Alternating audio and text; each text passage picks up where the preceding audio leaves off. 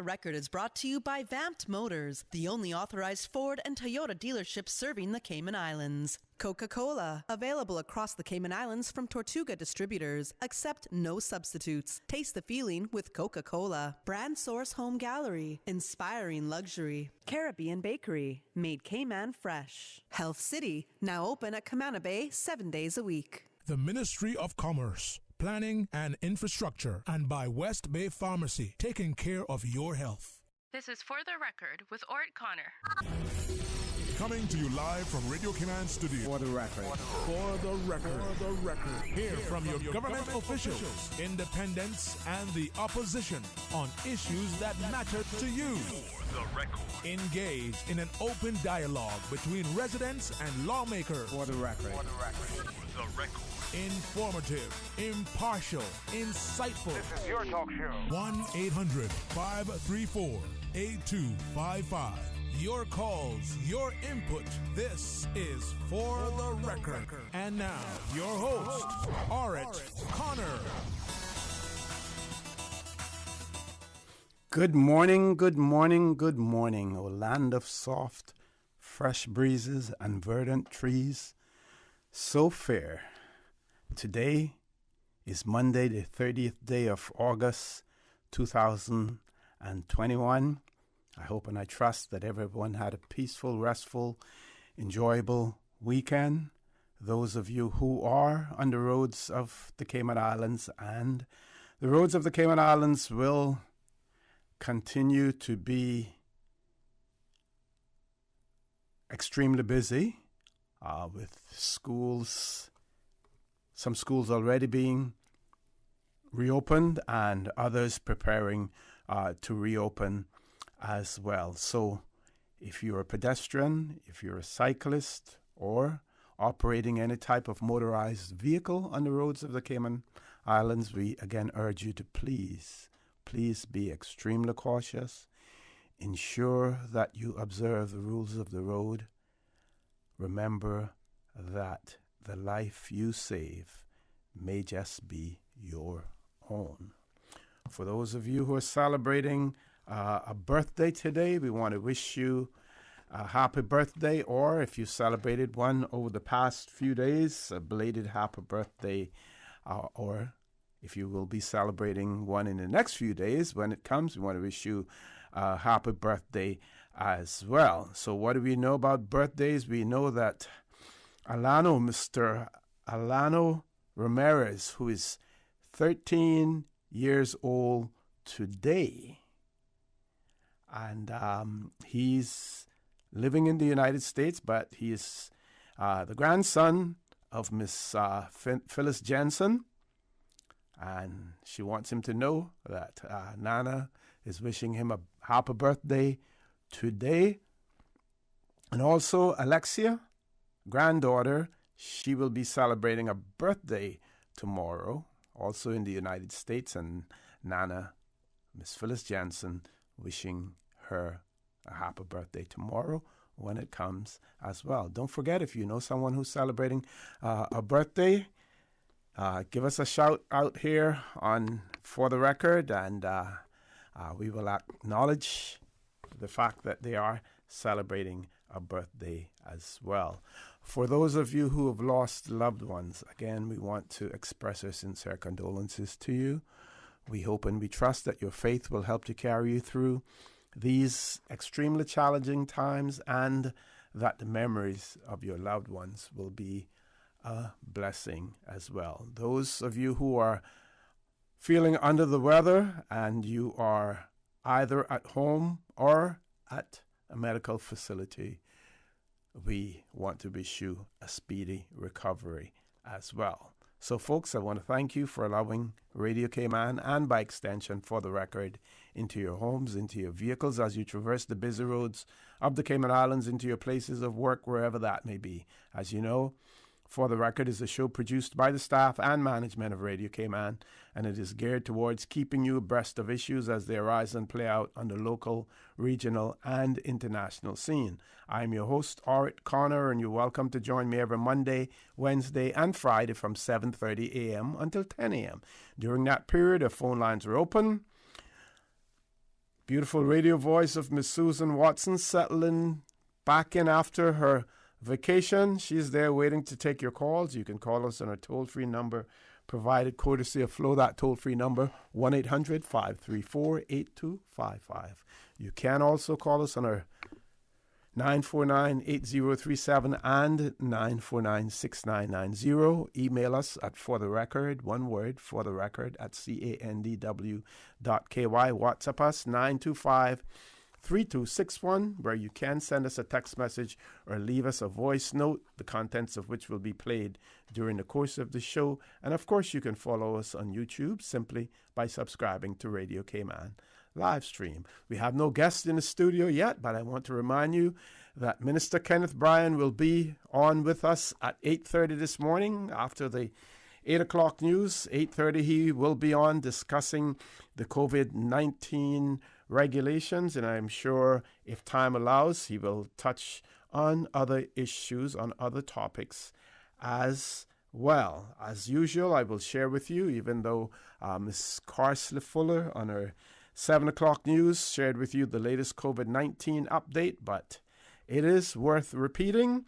So the Chief Medical Officer, Dr. John Lee, reported that 1,227 COVID-19 tests had been carried out since this was last reported on Wednesday, the 25th of August, 2021. Of those 1,227, there were 706 PCR tests on Thursday and 521 PCR tests on Wednesday. There were 9 positive test results in travelers, 5 on Thursday and 4 on Wednesday. And, of course, on Thursday, the local COVID-19 vaccination clinics were closed as well. So, again, we see that quarantining is working. Testing before you are released from quarantine is extremely effective as well. But, of course, reports also tell us that we have some social miscreants amongst our midst who insist on breaking the law and violating the COVID-19 protocols. And of course, those will be dealt with by enforcing the law. And I don't think that we should have really any pity whatsoever on those persons, even though we know that quarantining is can be extremely stressful, but it appears also that some of these breaches had to do with passing items, especially from the traveler over to someone in the community. Goes to show you where their priorities are. Their priorities are, with getting probably some materialistic good, unless it was some medication or something like that the person received, that they are more concerned about the worldly goods than they are about the health of themselves, their families, and their friends as well. And that is really, really distressing and concerning, and we hope that the full force of the law is applied to them as well. For those of you who like history and trivia, this one is not related to the Cayman Islands, but August the 30th, 1967, Thurgood Marshall joined the Supreme Court of the United States of America. The attorney who argued the most cases before the Supreme Court, 32 to be exact, was confirmed as an Associate Justice of the nation's highest court 54 years ago today. Thurgood Marshall, born 1908, deceased 1993, director of the NAACP Legal Defense Fund, was the winning lawyer in groundbreaking verdicts such as Brown versus the Board of Education of Topeka, the 1954 decision declaring racial segregation in public schools unconstitutional. That was the decision. After Marshall served 6 years as an appellate judge, President Lyndon Baines Johnson nominated him to become the first black person on the Supreme Court. The Senate approved the appointment with a 69-11 vote, and Marshall remained in the post for 24 years. During the press conference where Marshall announced his retirement, his humor was on full display. When asked how he felt, the justice quipped, "With my hands." Marshall graduated first in his class from Howard University Law School, the same historically black college where Vice President Kamala Harris later earned her undergraduate degree. And on Inauguration Day 2021, Harris completed her swearing-in ceremony with a Bible that once belonged to Marshall. So there we go. 54 years today, Thurgood Marshall joined the Supreme Court of the United States. Very, very momentous occasion. And of course, that set the tone for other persons of color to be associate justices of the Supreme Court of the United States of America.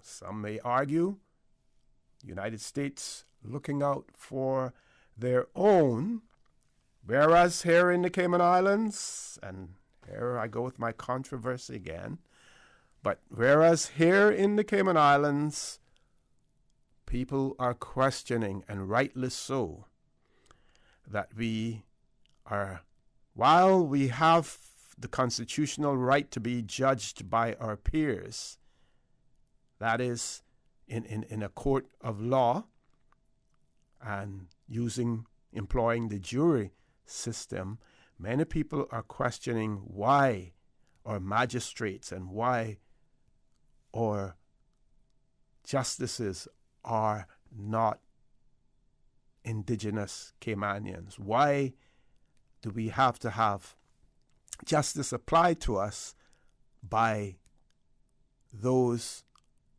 who are not necessarily of us?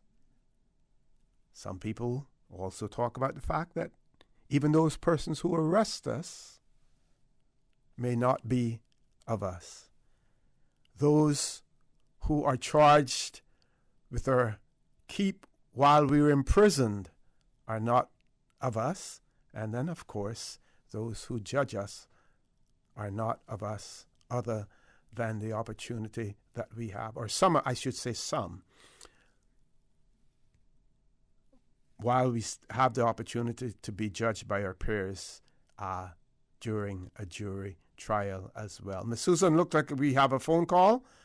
Do we want to take that caller? Caller, good morning. Welcome to For the Record. Good morning. Good morning, good morning. How art thou? I don't know. Happy Monday morning to you. Happy Monday morning to your audience. And that again, it sounded so nice. Thank you. We have to speak the truth sometimes. You know, we really, really have to. And some of us shy away from it, and some of us shy away from difficult things. And yes, we'll be criticized and say that we're sowing the seeds of discontent. But we also have to be practical and pragmatic, and we have to be realists as well, and tell it like it is. Yes, sir. Loving you as usual. Continue. Okay. Take care. Talk to you later. Miss Susan, time for us to take that commercial break. Folks, please stay tuned. For the record, we'll be back shortly. The Cayman Islands boasts of a long, colorful, and rich history. In tribute to our roots, Radio Cayman, the voice of the Cayman Islands, is pleased to bring you the Historical Vignette Series, brought to you by Rotary Central. For more than 110 years, Rotary members have used their passion, energy, and intelligence to take action on sustainable projects. The Cayman Islands, He hath founded it upon the seas.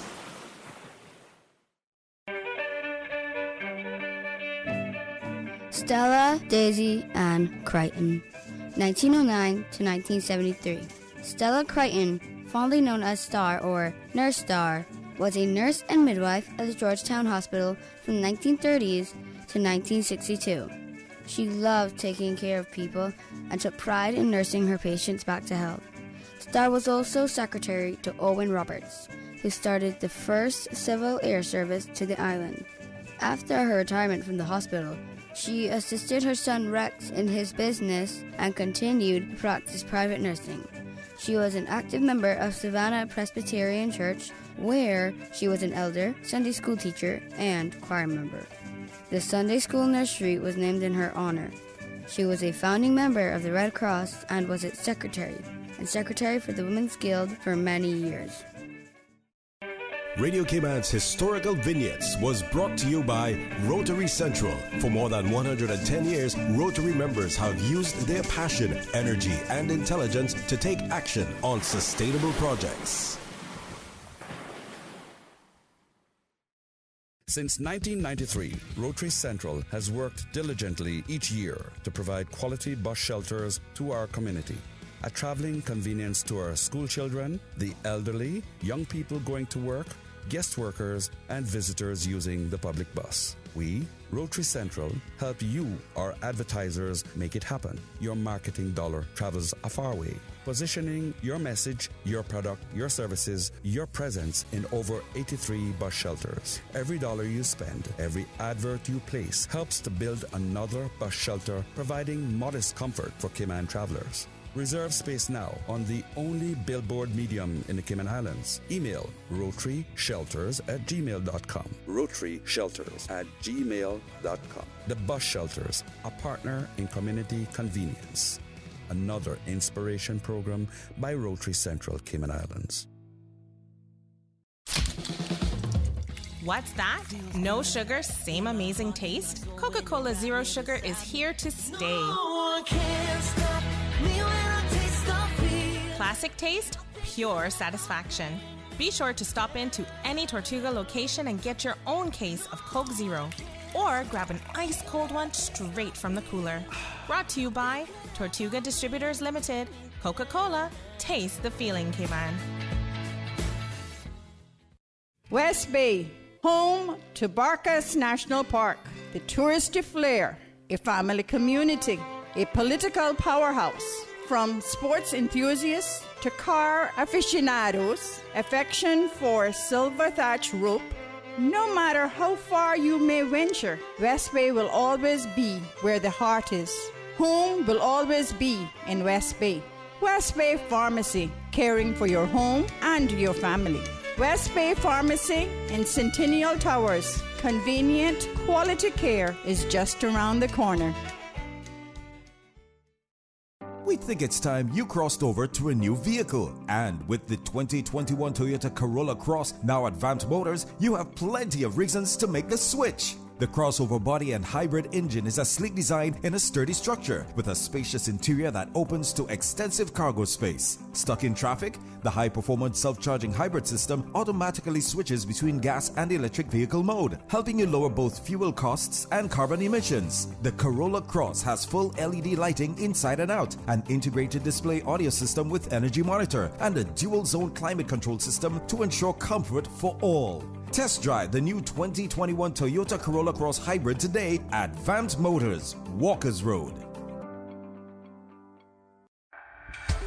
Health City is now open at Camana Bay, offering a wide range of specialties at our state-of-the-art Camana Bay Clinic. We are here to help you save time and feel better. We are open weekdays, weekends, and evenings for your convenience and are dedicated to reducing your wait time while improving your health. Friendly staff, expert care, lab services, and diagnostics in one convenient location from the hospital you know and trust. Health City at Camana Bay, within your reach. Make your house into a home. Welcome to Brandsource Home Gallery, your source for premium products and a premium experience. We'll design and install your dream kitchen with crafted cabinets, complemented with elegant appliances. We'll fill it with quality houseware and cookware. Custom-designed closet and storage solutions organize and beautify any area. And with the finest bedding, you'll get a perfect night's sleep knowing Brandsource Home Gallery has everything you need to make your house a home. System 1 loaded. 1-800-534-8255. What is on your mind when it comes to the government, independence, and the opposition? Issues that matter to you. 1-800-534-8255. Waiting to hear from you. For the Record. This is For the Record with Ort Connor. Good morning and welcome back to For the Record. We have two callers before our 8 o'clock news. First caller, good morning. Welcome. Good morning, Rossi. Am I on? Good morning. Yes, you are. Go right ahead. Yeah, Billy Simamba here. Thanks very much. Well, first of all, you've been very provocative this morning by not for the first time.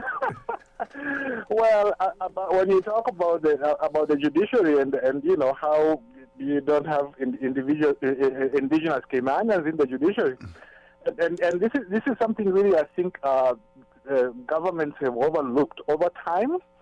We are always told by people, well, look, you see, when people swear the oath of office, they are going to be objective and this and that and so on, which is true, but only to a point, because all of us have got certain things that we call it baggage if you like, you know, certain inbuilt biases which may or may not be conscious. And part of the problem is that when you get judges, like the judges from the UK and so on, who are fine. I mean, nobody's trying to say that there's a problem there necessarily.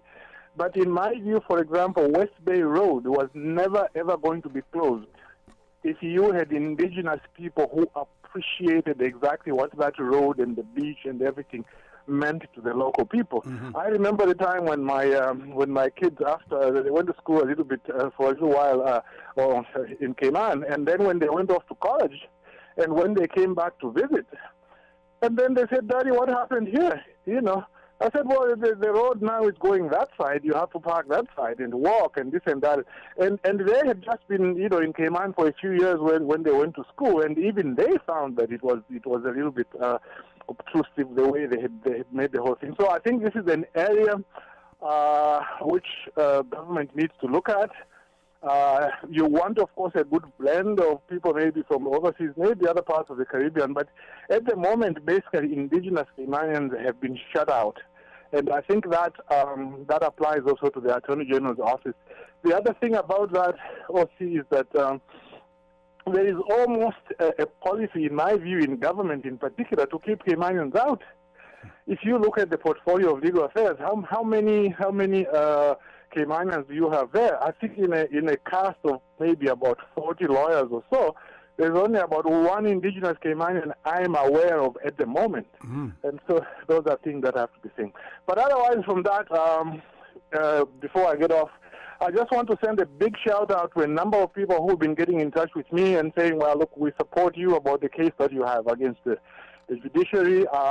They are, a lot of them are hoping that it can lead to some reform, and I'm also hoping that at the end of this, it won't be just like a personal thing. It will be more like after that there will be some reform to try and find ways in which you can have greater systems for complaining against judges, against lawyers in government, and so on. And during this time, by the way, I've been also helping a lot of people, like people who can't get legal advice. I've been giving a lot of free legal advice. Some people are just good friends who are we've helped each other over a long time. But there have been others as well who are going through different struggles, can't afford a lawyer or this and that. to be able to help them, because this is not just about an individual, it's about also being able to help people. But finally, I know you might be waiting for me to say this. I haven't got my judgment yet from the case where I sued this judge, Mr. Ian Kawali. I haven't got the signed judgment. It is now 33 days, OC. Wow. 33 days from the time that I got the draft. Normally it takes only 2 to 3 days. I don't know what's going on. But in a way, that is usual. For me to get a hearing in this matter, OC, I had to go to the governor. The judiciary couldn't give me a hearing. I had to go to the governor. I said, you are in charge of good governance. Why am I not getting a hearing from the judiciary? Once you give your papers in, normally it takes 2 to 3 days, they give you a date of hearing. I had to go to the governor. And then even after I got a date of hearing, the judge went out of his way to try and prevent people from attending the hearing, because he said, well, he agreed initially, okay, let's have it streamed. But then later on he said, no, you give us a list of people who can attend. Okay. I've never heard of anything like that. Okay. So anyway, so that's the story. Thank you. So, thanks very much. I appreciate it. Thanks for the time. Sure.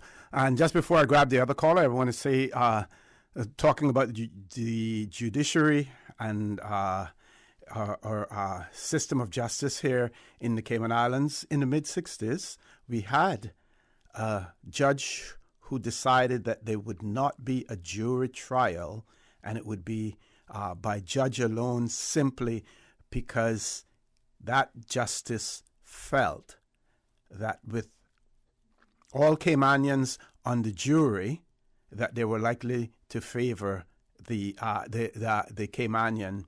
They were likely to favor the Caymanian who was on trial, and as a result of that, the judge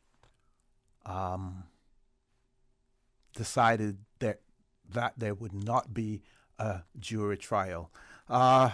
Somebody sent me a WhatsApp message asking the word curbside, and spelled 2 different ways, CURBSIDE and KERBSIDE. Which one is correct? And, both versions are used, KERBSIDE and CURBSIDE. Curbside as an adjective means adjacent to the curb. And curb, KERBSIDE, as a noun is defined as the side of the road along which a curb runs. The curb runs. So, of course, they give as a synonym to curbside, that is with a K, CURBSIDE.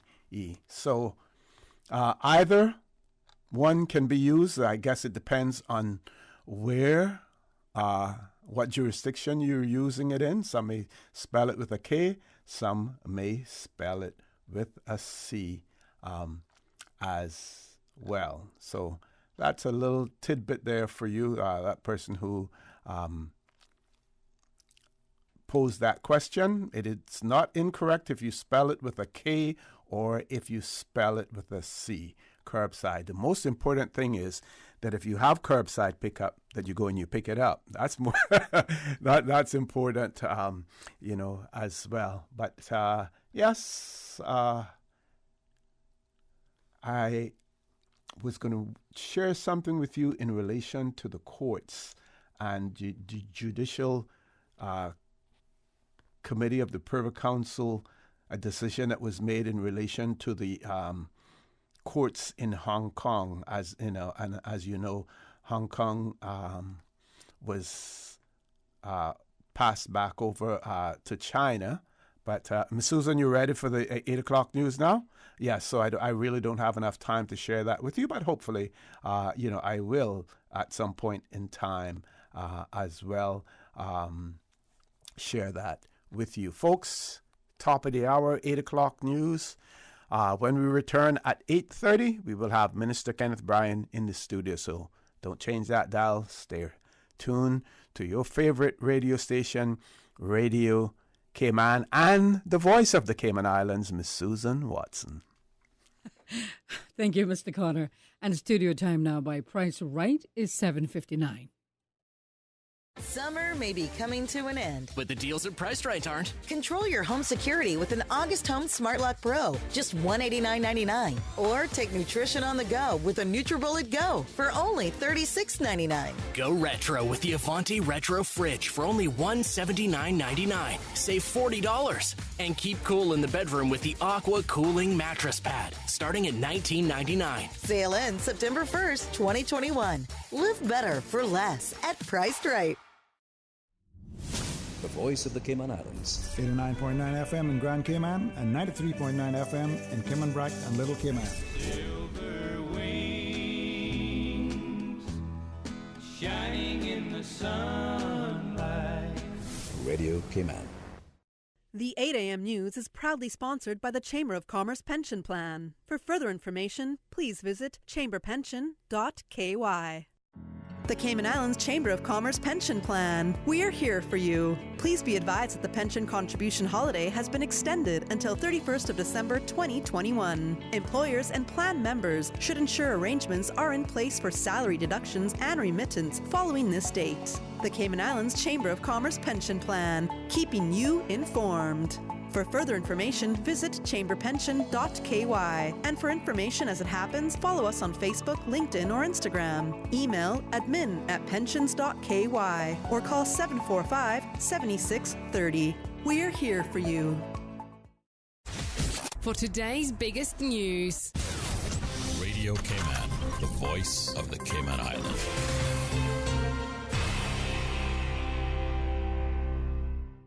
With your latest news, I'm Carsley Fuller. Starting today, only authorized public transportation will be allowed to drop off or pick up passengers at curbside in front of the main terminal at Owen Roberts International Airport. The Cayman Islands Airports Authority says all other vehicular traffic will be routed to the short-term or long-term parking lots where the standard parking rates will apply. Those will come into effect in October. For the month of September, the standard parking rates are being waived. A drop-off zone in the short-term parking lot will be allocated for those who need to drop off departing passengers. Drivers who are picking up arriving passengers must also park in short-term parking. Parking will be free for up to 5 minutes, after which the standard parking rates will apply. Verification of Cayman's tourism stipend is underway after the ministry reopened the registration period to give displaced workers who had not had a chance to apply to do so. More from Radio Cayman's Dion Anglin. A total of 442 new stipend applications have been received, which are currently being vetted by the Ministry of Tourism. The stipend is intended to provide relief to displaced tourism workers. In order to qualify for the stipend, officials say applicants need to provide evidence that they were either Caymanian, permanent resident, or married to a Caymanian, and that they were working in the tourism sector when the pandemic began. Before an application can be approved, the information provided has to be verified to ensure that the applicant meets the specified criteria. With some 442 new applications, the verification process is expected to take a little longer, but to be completed by mid-September. Tourism Minister, the Honorable Kenneth Bryan, confirms that the stipend payment to all newly approved applicants will be backdated to cover the 3-month period from July to September 2021, and payments will continue on a monthly basis thereafter. Reporting for Radio Cayman News, I'm Dion Anglin. A quick reminder, the work registration deadline has been extended until tomorrow. You can call 945-9672 for more information. And in other news, your Miss Team 2021-2022 is none other than contestant number 5. 17-year-old Isaiah Thomas of Georgetown is the 21-22 Miss Teen Cayman Islands. Thomas was crowned before a packed audience at the Lion Center Saturday night, beating out 8 other contestants from across Grand Cayman, competing in various categories, including interview, talent, and evening gown. First runner-up was Kiana Ebanks of Northside, who also took Best Talent. Second runner-up was Boddentown teen Naya Muthen, who took home the Best Smile and the Most Improve awards. Now with a check of international news, here's the BBC, which will take us out of the newscast. I'm Carsley Fuller from Radio Cayman's Newsroom. BBC News with Debbie Russ. The UN High Commissioner for Refugees, Filippo Grandi, has urged Afghanistan's neighbours to keep their borders open, saying the ending of evacuations marked the beginning of a much larger migration crisis. It's thought that thousands of eligible Afghans have been left behind. The Taliban have accused US forces in Kabul of acting illegally on foreign soil after they carried out a drone strike to prevent further attacks on the airport. A Taliban spokesman said the US should have reported any threat to them instead. US experts have warned of life-threatening urban floods and dangerous storm surges along the coast of Louisiana and Mississippi states as Tropical Storm Ida churns its way northwards. The entire city of New Orleans is without power and emergency phone lines are down. The World Health Organization says it's deeply worried about the stagnation of COVID vaccination programs and increased transmission in Europe.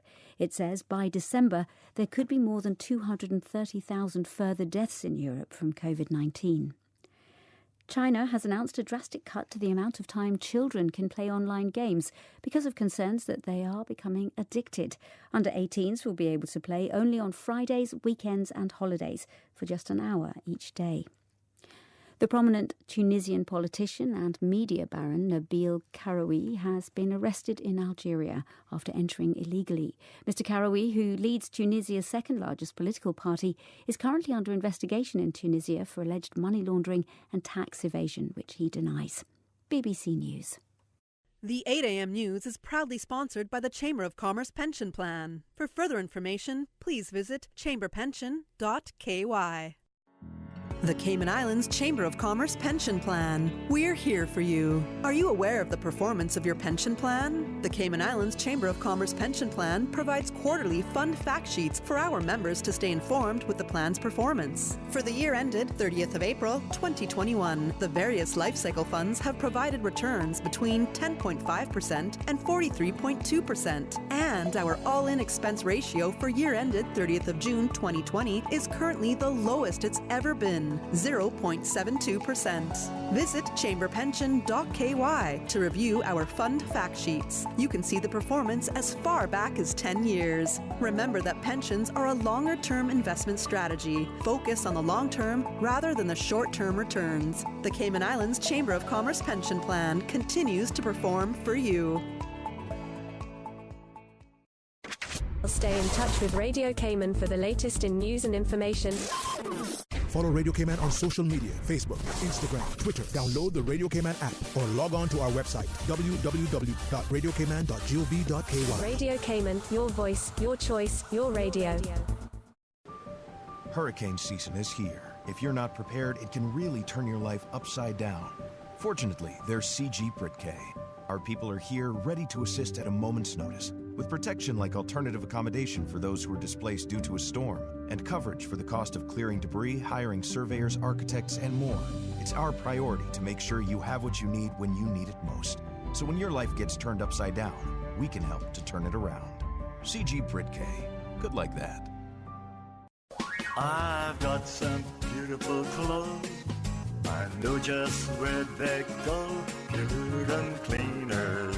Puritan Cleaners would like to remind customers the closing time for all stores is 5:30 p.m. Savannah Countryside, 10 a.m. to 5:30 p.m. Elgin Avenue, 8 a.m. to 5:30 p.m. Puritan Cleaners, 337 Eastern Avenue. Drive-through, rain or shine. 7:30 a.m. to 5:30 p.m. Now 10% off prepaid on $20 orders and up. Household and wedding dresses remain at standard offer. 10% off on prepaid orders. Drop off and transfer for pickup from any of the three for your convenience. Call 949-7104. Puritan Cleaners. For the Health of It is heard on Wednesdays at 7 p.m. and repeated on Saturdays at 9:30 a.m. It is brought to you by Holy Cross Health. Quality medical care and advanced technology with sincere compassion and understanding. Our mission is you. Call 1-954-351-5906. Email global services at holy-cross.com or visit Holy Cross Health at holy-cross.com. The 8:10 a.m. weather report, Monday through Friday, is proudly sponsored by Pan American International Insurance Corporation. Pan American International Insurance Corporation, meeting the life, accident, and health insurance needs of individuals and businesses to ensure financial security and peace of mind. For more information, call 949-8304 or visit www.palig.com. That's PALIG.com. Pan American Life Insurance Group can help you take your employee benefit solution to the next level. For more than 110 years, millions of people have trusted PALIG because we've always delivered on our promise. PALIG is the only insurer providing group policies to as few as 3 employees and has the ability to combine life, health, disability, and income protection to provide you and your employees with a complete employee benefits package. Let us customize your employee benefit solution today. Call us at 949-8304 or visit our office at Unit 221, Cannon Place East, North Sound Road, or visit us online at www.palig.com. Pan American Life, people you can trust for life.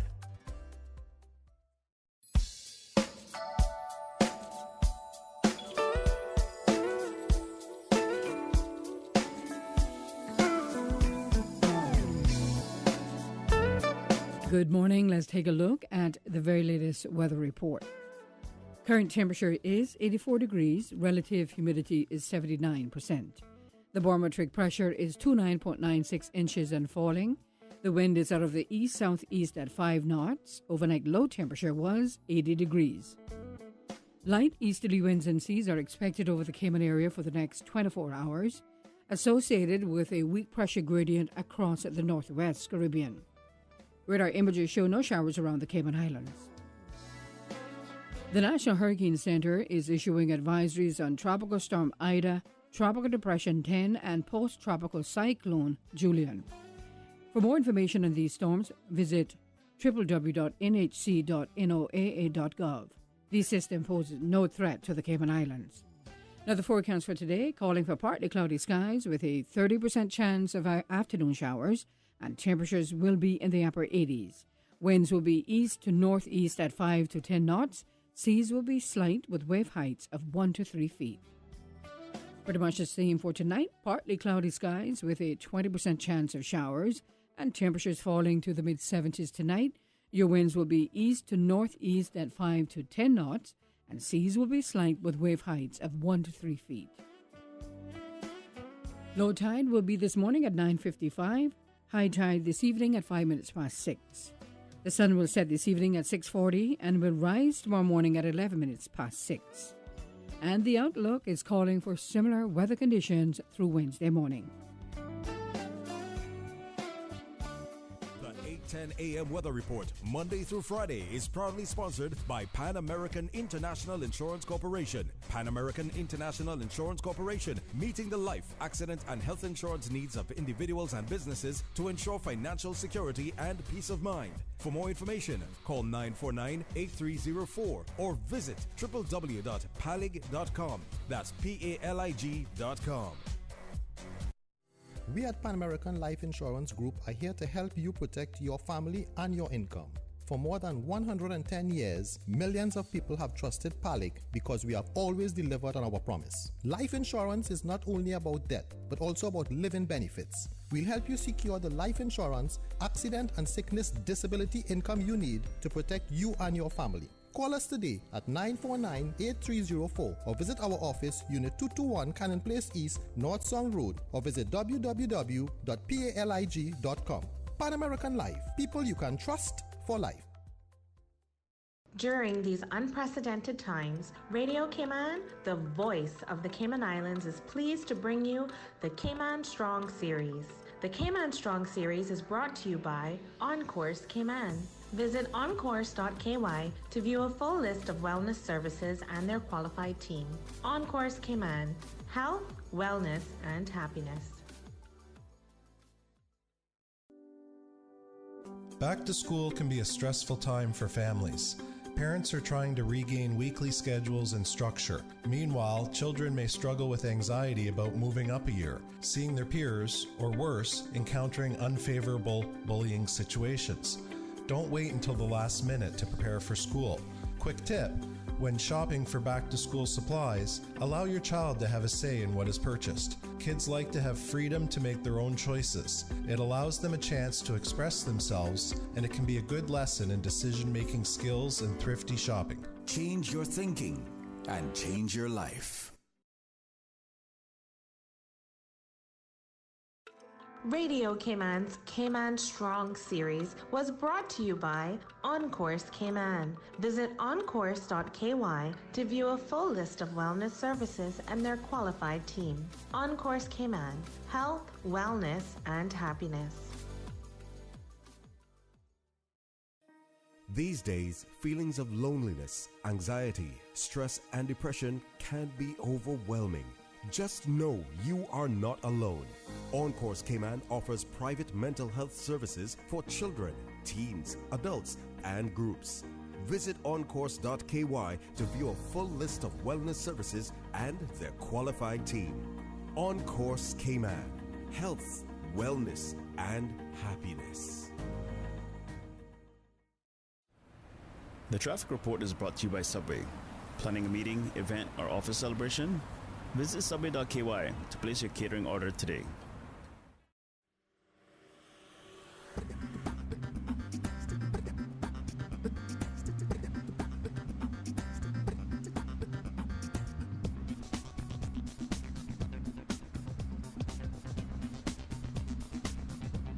Top of the morning to you. Let's take a look at what's happening on the roads. Coming off of Bobby Thompson Way, moderate flow of traffic. And coming from the east on Dillford Pearson Highway, traffic is busy in some sections, steady in other sections. And coming off of Agnes Way, steady but flowing traffic. Traffic steady on Crew Road. As we look to downtown Georgetown on Edward Street, not looking too bad as traffic flowing nicely. In and out of Georgetown on Shedden Road looking good as well. Godfrey Nixon Way and Eastern Avenue traffic is flowing moderately, as well as on Northtown Road. Coming from the West Bay 4-way stop, traffic is flowing at a good pace. And light traffic on Owen Roberts Drive. That's the very latest on your traffic. Join us again at about 10 minutes after 12, another look at traffic. Have a good morning and click it or ticket.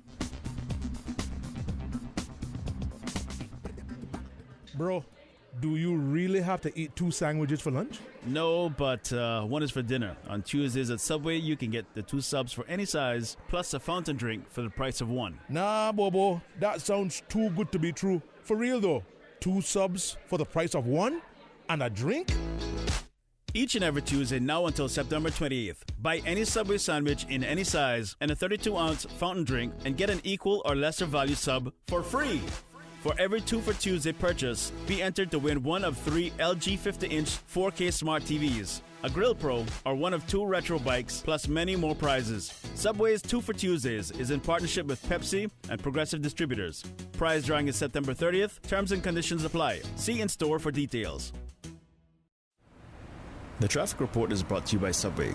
Planning a meeting, event, or office celebration? Visit subway.ky to place your catering order today. As a general rule, your septic tank should be pumped out by a professional at least every 3 years. During the hurricane season, however, it's important to keep your septic tank at least partially full to keep it from floating or collapsing during a storm. Be aware, be safe, be prepared. For more useful hurricane preparedness tips, visit the Water Authority's website at www.waterauthority.ky or follow us on social media. We asked 100 people what they would do with a little extra time. Top answers included hang with friends, sleep, volunteer, walking on the beach, watch TV. But the odd thing is, no one said, stand in line to pay my bill. Funny that. Now Logic introduces Logic My Account. Pay online, view bill history, schedule automatic payments, and more. Go to logic.ky/my account and pay online, not stand in line. Logic My Account. Go on. Give yourself a little extra time. Bake a cake, browse the web, yoga, spring clean.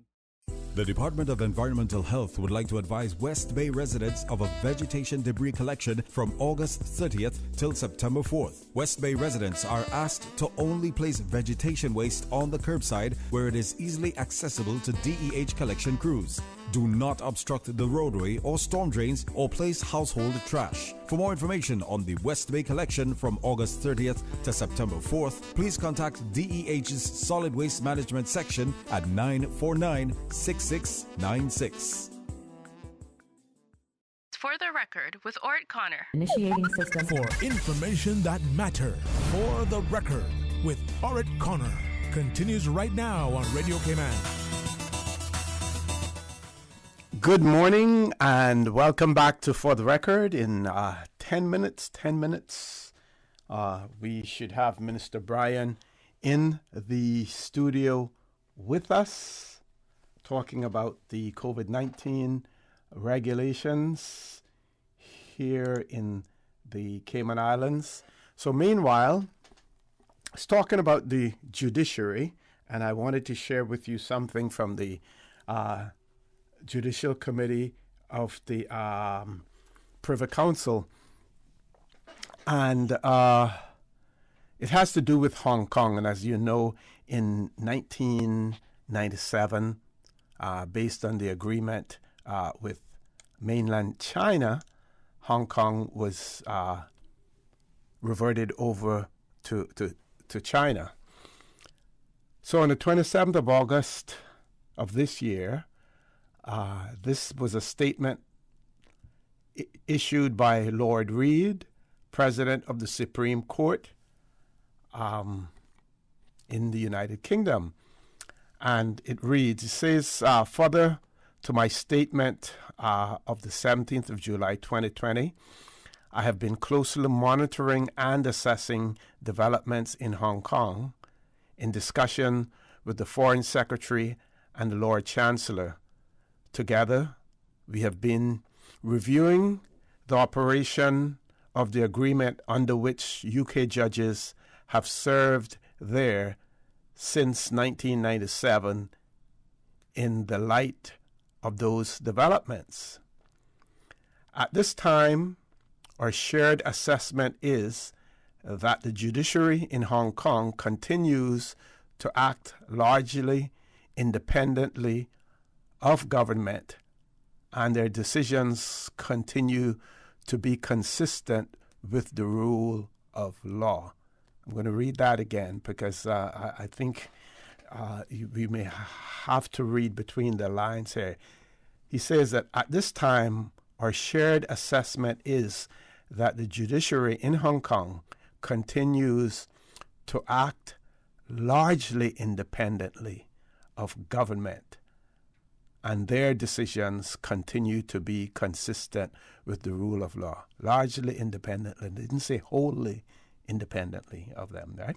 Goes on to say there also continues to be widespread support amongst the legal community in Hong Kong for the participation of UK and other overseas judges in the work of the Hong Kong Court of Final Appeal. Under these circumstances, Lord Hodge and I remain engaged in the Court of Final Appeal with the full support of the Foreign Secretary and the Lord Chancellor. I am scheduled to sit there from 31st of August to 3rd of September, and Lord Hodge is scheduled to sit before the end of 2021. I will continue to assess the position in Hong Kong as it develops in discussions with the United Kingdom government. So here we see UK judges continue to participate in the legal process in Hong Kong, and I believe one of the reasons for that is to lend legitimacy to the Hong Kong justice system after 1997 when it returned, Hong Kong was returned to China. We know that there have been violent demonstrations, there have been arrests, there have been attempts in Hong Kong to introduce legislation that controversial legislation, I would say, without going into the details, in relation to China's role in Hong Kong, especially as it relates to quote-unquote dissidents and others, as it relates to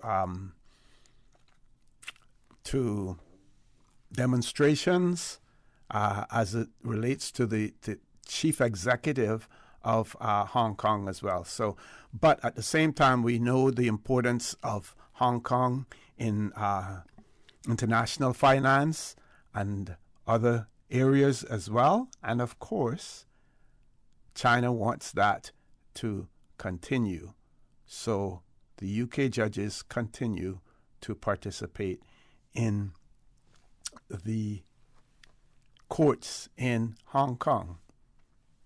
We see parallel happenings in the Cayman Islands as well. We see attempts here to set up courts of arbitration. We see many agreements that are entered into where the parties decide that if there is any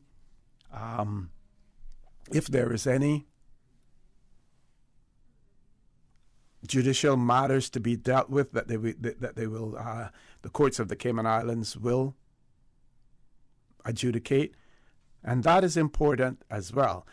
Earlier, you heard me talk about the judiciary and the lack of Caymanians, indigenous Caymanians, being involved in meting out justice in the Cayman Islands. At the same time, we have our commercial courts, arbitration, and others that feature prominently in the world of finance and elsewhere. And our courts in the Cayman Islands are well respected internationally.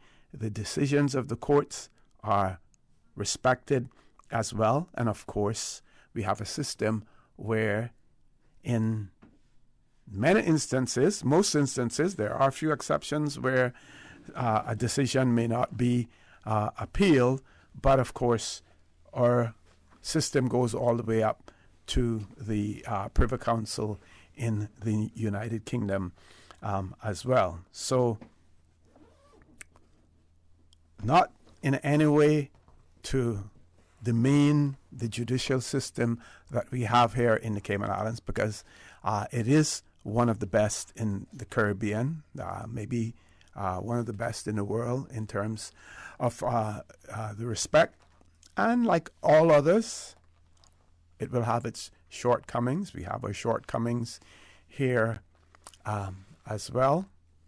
And they always say justice must appear to have been done. That is important. That is extremely important. And there are times when, in the eyes of some people in the Cayman Islands, they feel, especially Caymanians, that justice not only didn't appear to be done, but was not done as well. So I'm going to end my little speech there before we go to our commercial break. I want to say good morning and welcome back to Minister Kenneth Bryan. Good morning, sir. Good to see you. Hope all is well. Good morning, Mr. Connor, and it's a pleasure to be on the show. And good morning to the lovely lady behind the mic. And good morning to your listeners. It's a pleasure to be here. I know we were just about to go to a break, but it's I'm glad to be on the show as we talk about the government's reopening plan moving forward, and obviously talking about the importance of vaccinations. I know it's a topic that some people maybe go, oh, vaccinations again, but it's that serious that it needs to be repeated, and also try to understand the reopening strategies and the risk levels associated with them to understand the importance of why more so now you need to make the decision to do the right thing. So we're going to go through phase 3, which is our next one, and then potentially go into phase 4, where we'll be the one that is most risky. So I want to go through that, explain how it will all be laid out and how try to give you a visual concept of what your environment will be like in these different phases, and show you where the risk will increase, and then the importance of vaccinations. Obviously, I know that there is a number of views out there in respect to the vaccine, and I'll give you what we know, what my personal thoughts are. But I want the public to know we respect each individual's position on this, but we think it's the safest way possible, as the government really wants to protect everyone, but at the same time get our economy up and going and being able to increase our revenues to take care of everybody in the country. So that's the plan for this morning, and I look forward to a positive discussion. Excellent. That's a good time for us to take a commercial break. When we return, the conversation with Minister Kenneth Bryan will continue, so please stay tuned. For the record, we'll be back shortly. Are you feeling sick but don't feel ill enough to go to the doctor? Ask your pharmacist for advice. Here at West Bay Pharmacy, our pharmacists have been trained to offer helpful, easy-to-understand advice on the treatment of everyday minor ailments for yourself and all the family. Anything from headaches, cough and sore throat, to cold sores, our pharmacists will know when medical help is needed and will not hesitate to refer you to your doctor if your symptoms demand it. Like doctors, our pharmacists have a professional code, which means all personal information you give them will be treated in the strictest confidence. Visit us today at West Bay Pharmacy, where we care about your health. What's that? No sugar, same amazing taste? Coca-Cola Zero Sugar is here to stay. Classic taste, pure satisfaction. Be sure to stop into any Tortuga location and get your own case of Coke Zero. Or grab an ice-cold one straight from the cooler. Brought to you by Tortuga Distributors Limited. Coca-Cola, taste the feeling, Cayman. Each Tuesday and Thursday from 7:30 a.m. to 9 a.m. The Tuesday and Thursday edition of the Business Buzz is brought to you by Optical Outlook. Visit them at their new location in Anderson Square. Telephone 746-2020. Come see the difference with Optical Outlook. In an effort to reduce the risk of fires at the Georgetown landfill, the Department of Environmental Health has updated policies for scrap metals, derelict vehicles, and equipment which can be dropped off to the Georgetown landfill Monday to Friday from 7 a.m. to 4 p.m. only. Vehicles should be separated from other waste and must be thoroughly emptied of all waste, batteries, and flammable material. Scrap metal should be sorted before arrival and free of waste and contamination. Batteries and electrical items should be separated from all other waste. For more information on how you can help prevent landfill fires and where to recycle, visit www.deh.gov.ky.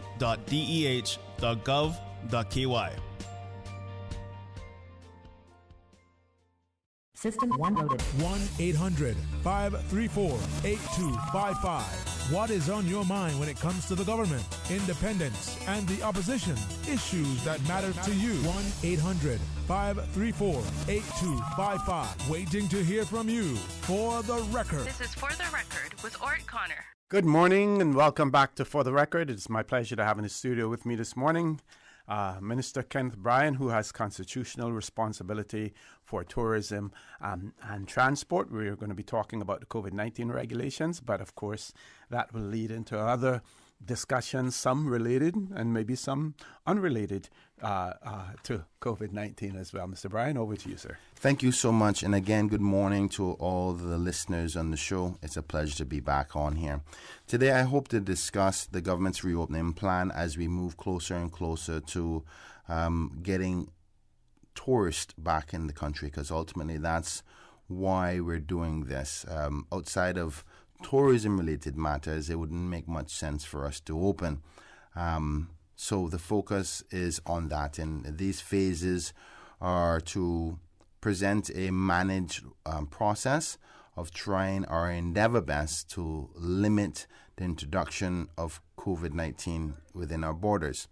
Now, we're currently in phase 2, which most people know that if persons are coming to the Cayman Islands, you have to be connected to the Cayman Islands in some capacity, whether you're a work permit holder, you have land and property here, permanent residents, connections to Caymanians in some capacity, and of course our homegrown Caymanians.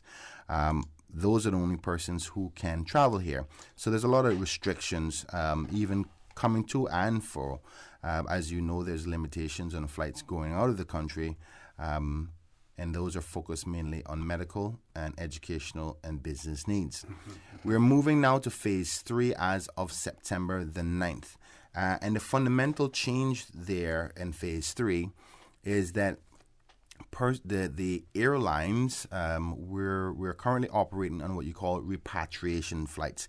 It's a categorization whereby airlines can't freely come to the Cayman Islands without permission through the Ministry of Tourism and the minister responsible for Airports Authority, and that's myself. We're moving into limited introduction of tourism. So ultimately, we will still be having quarantine as of September 9th. So the safety net is still there. We're still focusing on persons who are vaccinated to the country. The persons who arrive as of September 9th will still have the quarantine for 5 days if they are securely verified. If they're not securely verified, they'll quarantine for longer than the 5-day period.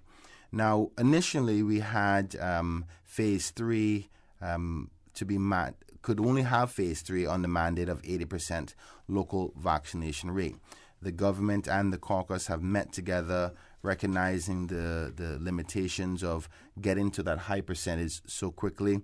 And we recognize that after speaking with our medical advisors that the 80% mark is mostly needed at phase 4 when you consider inviting persons to the country who are vaccinated but would not have to quarantine. So the 80% threshold is more needed on phase 4. So we've pushed the 80% requirement to phase 4. So we're going into phase 3 on September 9th. And the only fundamental change there is that you'll allow airlines to fly freely into the Cayman Islands. And I'm happy to say that we've had many discussions with a number of the airlines. Most of them have given indications of their intent to fly back to the Cayman Islands. Most of the airlines have given indications to start more in the October month, where the freedom of travel without quarantine is lifted. So, just for example, American Airlines will be coming, United will be coming, WestJet has not filed yet, Southwest will be coming, Delta Airlines will be coming, British Airways, Cayman Airways as normal, and there's a number of other airlines that we're just waiting for their application process. So once you intend to fly to the Cayman Islands, there's a appropriate process to do that through CAA and CIAA. So it's Cayman Aviation Authority and the Cayman Islands Airports Authority. So there's a process that has to be done. And I think that the attitude that I've seen from the airlines reps, locally and foreign, is that most of them feel that the demand will not be high enough until around phase 4. So most of the scheduling are starting in the first to second week of October. So as of September 9th, though airlines will be allowed to fly, many of them have decided to wait till closer to the next phase, phase 4. So what this ultimately means for Cayman Airways is that they can go back to scheduled flights. Locals will no longer have to be concerned about verifying why they're leaving for medical purposes or for school purposes, because we go back to what we call an open skies agreement, whereby no airline can be dictated to as to say whether they're coming or not. The only thing that they'll be obligated to adhere to would be the slot management system. Now, we normally had an ad hoc slot management system whereby planes would just apply or send their pre-schedule for the season. There's usually 3 seasons per year of how many flights they'll be having and what times they're coming in. And obviously the CEO and his team at the Airports Authority would manage that to make sure flights come in at the appropriate time so you don't have too many at one time. That wasn't the most successful, as you may remember pre-COVID, that even with a brand new airport, that we were having some chaos down there on some days. Everybody wants to come in at the same time and leave at the same time. Exactly. So the Airports Authority brought to my attention as Minister the importance of taking this opportunity that COVID has presented to try to get more formal structure in place. So I've agreed to move forward with a slot management system, but it has to be one that can be amended and tweaked to the structure that we have here in the Cayman Islands, because we work on a spoke and hub structure whereby a lot of the airlines that come here are connected to other hubs in the States, where a majority of our market comes from. Over 80% of our tourism market comes from the United States. So we have to be sensible about our slot management process. The team is working hard at CIEA to deal with that. But ultimately, all the airlines will be able to start flying in a measured way so we can maximize the value of the large amounts of money we spent on the airport redevelopment. So moving forward, as of September 9th, the process will be the still 5-day quarantine and security verification. Persons who may not necessarily be connected to the Cayman Islands can come here. Kids that are under age 12 are still under age 12 will still have to be quarantined for 14 days, because obviously there's no approval for kids under age 12 to be vaccinated. And if you're not vaccinated, ultimately anybody, no matter who it is, will have to quarantine for 14 days. The other that is what phase? Phase 3. And phase 3 and moving forward. Let me not put that into a phase approach, because the truth of the matter is anybody who cannot be vaccinated unless they're under age 12 will always have to do 14 days. So I know that there was a lot of people asking me, well, after October 14th, will persons who are not vaccinated be able to come straight into the island? No. The only people who will be able to get the benefit of no quarantining will be those who are vaccinated. Now, I want to go into another area that is not necessarily currently in our plan, but is being considered because of evidence that is being presented by the behavior of the Delta variant, is that persons who are vaccinated can still submit and carry the virus. So a person, the current plans are that in order to come to the Cayman Islands, you have to have a PCR test 72 hours before. So the question is, well, what are you doing within that 72 hours? So you may go, 72 hours is technically 3 days before travel. Hypothetically speaking, let's say you go there on the 66th hour and you get a test. You have 66 hours left to do whatever you want. You may go to a football game, a basketball game, or to a parade of some sort, to a bar or a nightclub, and you contract COVID-19, the Delta variant. But you have a document in your hand saying that you're negative. So we're recognizing that there is the concern about that under our current plan, you can still come, but there would be no way for us to catch the fact that you have COVID-19.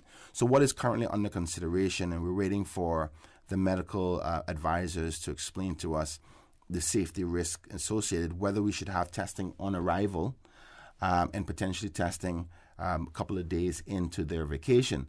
Now, the second test that we're being considered is one that is most likely going to happen anyway, because most travelers to the Cayman Islands, the national average for tourists is 5.5 days.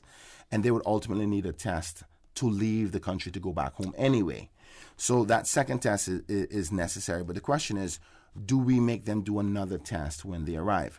Now, we have to balance the practicality of efficiency, because the more hurdles you put in the way, the less likely tourists will want to come. Hence the reason why I was giving you the indication before that though we are opening for travelers and tourists and anybody who wants to come in September 9th, the quarantine element is still there from September 9th to October 14th. And you can show that the airlines are saying, yeah, but there's not a demand because of the quarantine.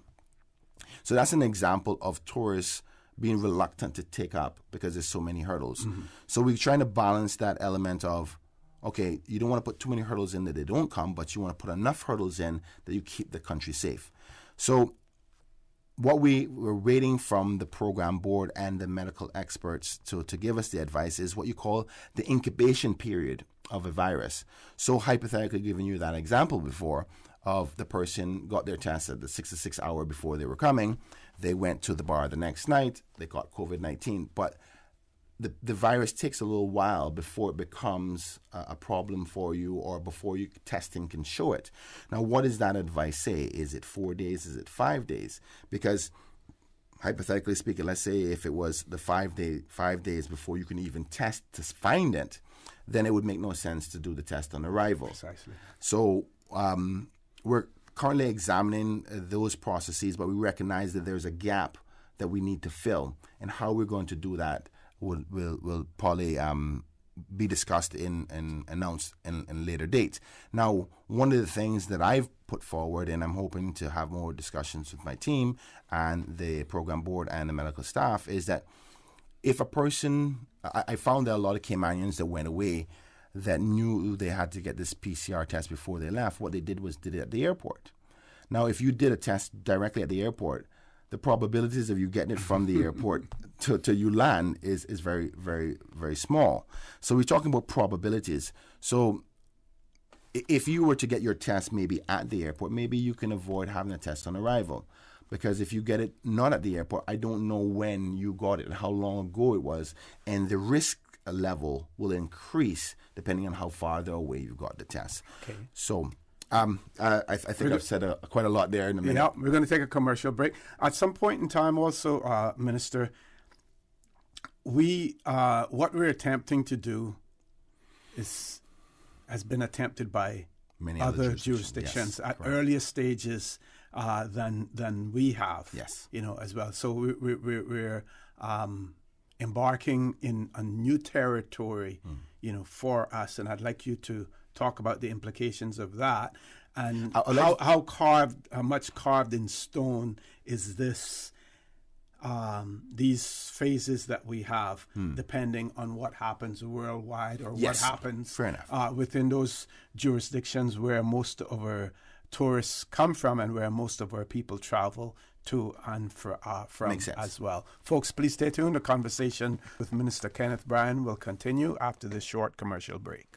We think it's time you crossed over to a new vehicle. And with the 2021 Toyota Corolla Cross now at Vamt Motors, you have plenty of reasons to make the switch. The crossover body and hybrid engine is a sleek design in a sturdy structure with a spacious interior that opens to extensive cargo space. Stuck in traffic? The high-performance self-charging hybrid system automatically switches between gas and electric vehicle mode, helping you lower both fuel costs and carbon emissions. The Corolla Cross has full LED lighting inside and out, an integrated display audio system with energy monitor, and a dual-zone climate control system to ensure comfort for all.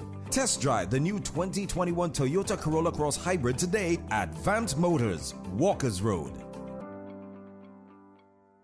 Make your house into a home. Welcome to Brandsource Home Gallery, your source for premium products and a premium experience. We'll design and install your dream kitchen with crafted cabinets, complemented with elegant appliances. We'll fill it with quality houseware and cookware. Custom-designed closet and storage solutions organize and beautify any area. And with the finest bedding, you'll get a perfect night's sleep knowing Brandsource Home Gallery has everything you need to make your house a home. The offices of dermatologist Dr. Wayne Porter will be taking appointments September 1st to the 14th at his Crew Road Clinic. Appointment slots are limited whether you're seeking advanced skin care, Botox, filler, cosmetic skin enhancements, or simply looking to reduce wrinkles. Dr. Porter offers a full-service dermatology and dermatological surgery practice. For more information, email dr.portercayman@gmail.com or call 946-9020 to book your appointment today. That is 946-9020. Census 2021. Cayman, get ready. Census starting 10th of October 2021. Census information is secret. Census 2021. Census starting October 10th. 2021. Census 2021. Census. 2021 Census. Everyone counts. For the record, with Ort Connor. Initiating system. For information that matters. For the record, with Orit Connor. Continues right now on Radio Cayman. Good morning and welcome back to For the Record. In the studio with me this morning, Minister for Tourism and Transport, Mr. Honorable Kenneth Brian. He's in the studio with us talking about the COVID-19 regulations and what we're doing in terms of planning to reopen the Cayman Islands, the borders of the Cayman Islands. Over to you, sir. Thank you, OC, again, and thanks to those who are just tuning in. During the break, we have an opportunity to assess questions as they come in via WhatsApp. So for the next couple of minutes before the next break, these are the four things I would like to try to cover. What is the difference between the Cayman Islands and other jurisdictions who have opened and failed? Why do we think that we're going to be successful at this? The other question is that you said right before the closing of the last segment is what is our plan set in stone as we see other jurisdictions are having troubles in the main ports of entry to Cayman, like say for instance Florida and Jamaica. The next question was what would happen if we don't make the 80% for phase 4? And the other question that I heard that we discussed during the break from one of our listeners is what about the kids in the school and what we're doing in respect to that? Yeah. So let's deal with one at a time. So rightfully, naturally speaking, a person who may not understand all the elements that government is responsible to assess is that, well, places like Bermuda, St. Kitts, St. Lucia, and all of those other islands that are comparable to us have tried to do this, but they have failed. And I must admit that no matter what you do, there is going to be a risk associated with a reopening strategy. Hence the reason the government's focus has always been, listen, please, please, please, let's get vaccinated, right? But the difference we believe with us and the other jurisdictions is the vaccination rates. A lot of those countries pulled the trigger too early. And they're having trouble, quite like what we're having a little bit of now, which is vaccine hesitancy. But I'm happy to say that we are, if my memory serves me well now, the number 1% in the Caribbean. There's some other little small island states in Europe that were higher than us, but their vaccines that they were using wasn't the most effective one. So we now have the highest rate of vaccination, and I hope that continues to increase, and the most effective vaccine there is, one that is now have the FDA approval. So hopefully that would relieve a little bit of fear from others. Mm-hmm. So the other thing as Minister of Tourism I had to do was examine what these other jurisdictions were doing. Where was their gaps so we can make sure we learn from what they were doing. So some countries were, like say for instance, Bermuda and St. Kitts. Now, a lot of people were talking about, oh, look at St. Kitts. Their numbers are really high because their population was really low. But what people didn't know is that once you were vaccinated, you can go straight into St. Kitts, but you didn't have to get tested, right. Which made no sense because nobody knew at that time that persons who got the vaccine could still carry it. So they couldn't learn from that because that information is just recent. So they ended up with an outbreak. And there's some other jurisdictions that were not even, they were in a financial state that their dependency on tourism was so high, they were willing to take risk that we're not willing to take. They were almost desperate. Exactly. Thankfully, based on our good democracy and our political stability, past governments and current governments have been frugal and very financially smart about how we handle things. Our economy is strong, that we did not have to pull the trigger too early. Now, that's a benefit that all countries have, and thankfully we do. So we got the chance to learn from other countries and what they did and didn't do, hence the reason we came up with this plan. And even as you heard me express before the break, that yes, we see phase 4, and now we've seen a little bit of a gap there with that 72-hour pre-testing before arrival, with the behavior of Delta and how it acts, you can still carry it. So do we have to now introduce another testing mechanism? I was trying to explain this theory to somebody the other day, and the only thing I could come up with is think of when you're sieving dirt, and you got like a 3-layer sieve system. You get the bigger rocks at the top, the medium ones at the bottom, and then the small ones, and then you have the sand at the bottom. So we have a number of systems of protection. The first one, the most important one in my humble opinion, is being vaccinated. Mm-hmm. Because vaccination shows that even if you get the virus, that the probabilities of death are less than, I think it's 1 point something %. as opposed to those who are unvaccinated, which is a higher rate. So that's the first one, and it slows down the transfer. So you can still carry it, but it makes it less effective because the less ailments you have, the less chance of transfer. So you remember you're talking about asymptomatic. So you're not sneezing, you're not sweating, you're not carrying the germs as much as a person who's symptomatic. So if you're vaccinated and you have less symptoms, less chance of transfer. So by vaccinations, you get a smaller probability of transfer. So that creates that kind of a bubble effect that you hear everybody talk about. So the higher number of vaccinated persons, the harder it is for Delta to travel. The next phase is only mandating persons to come to the Cayman Islands in our community that are vaccinated as well. So you protect us and all those who are coming to have the same level of protection. And if they don't, they have to go into quarantine, where this is a protected area. The other level of protection is that testing before you come. So to make sure that you don't have the virus, because one thing a lot of people don't quite pay much attention to is that you may hear a lot of the news about all of these people who have COVID, but nobody thinks about the other 97% of the population of the United States who don't have it.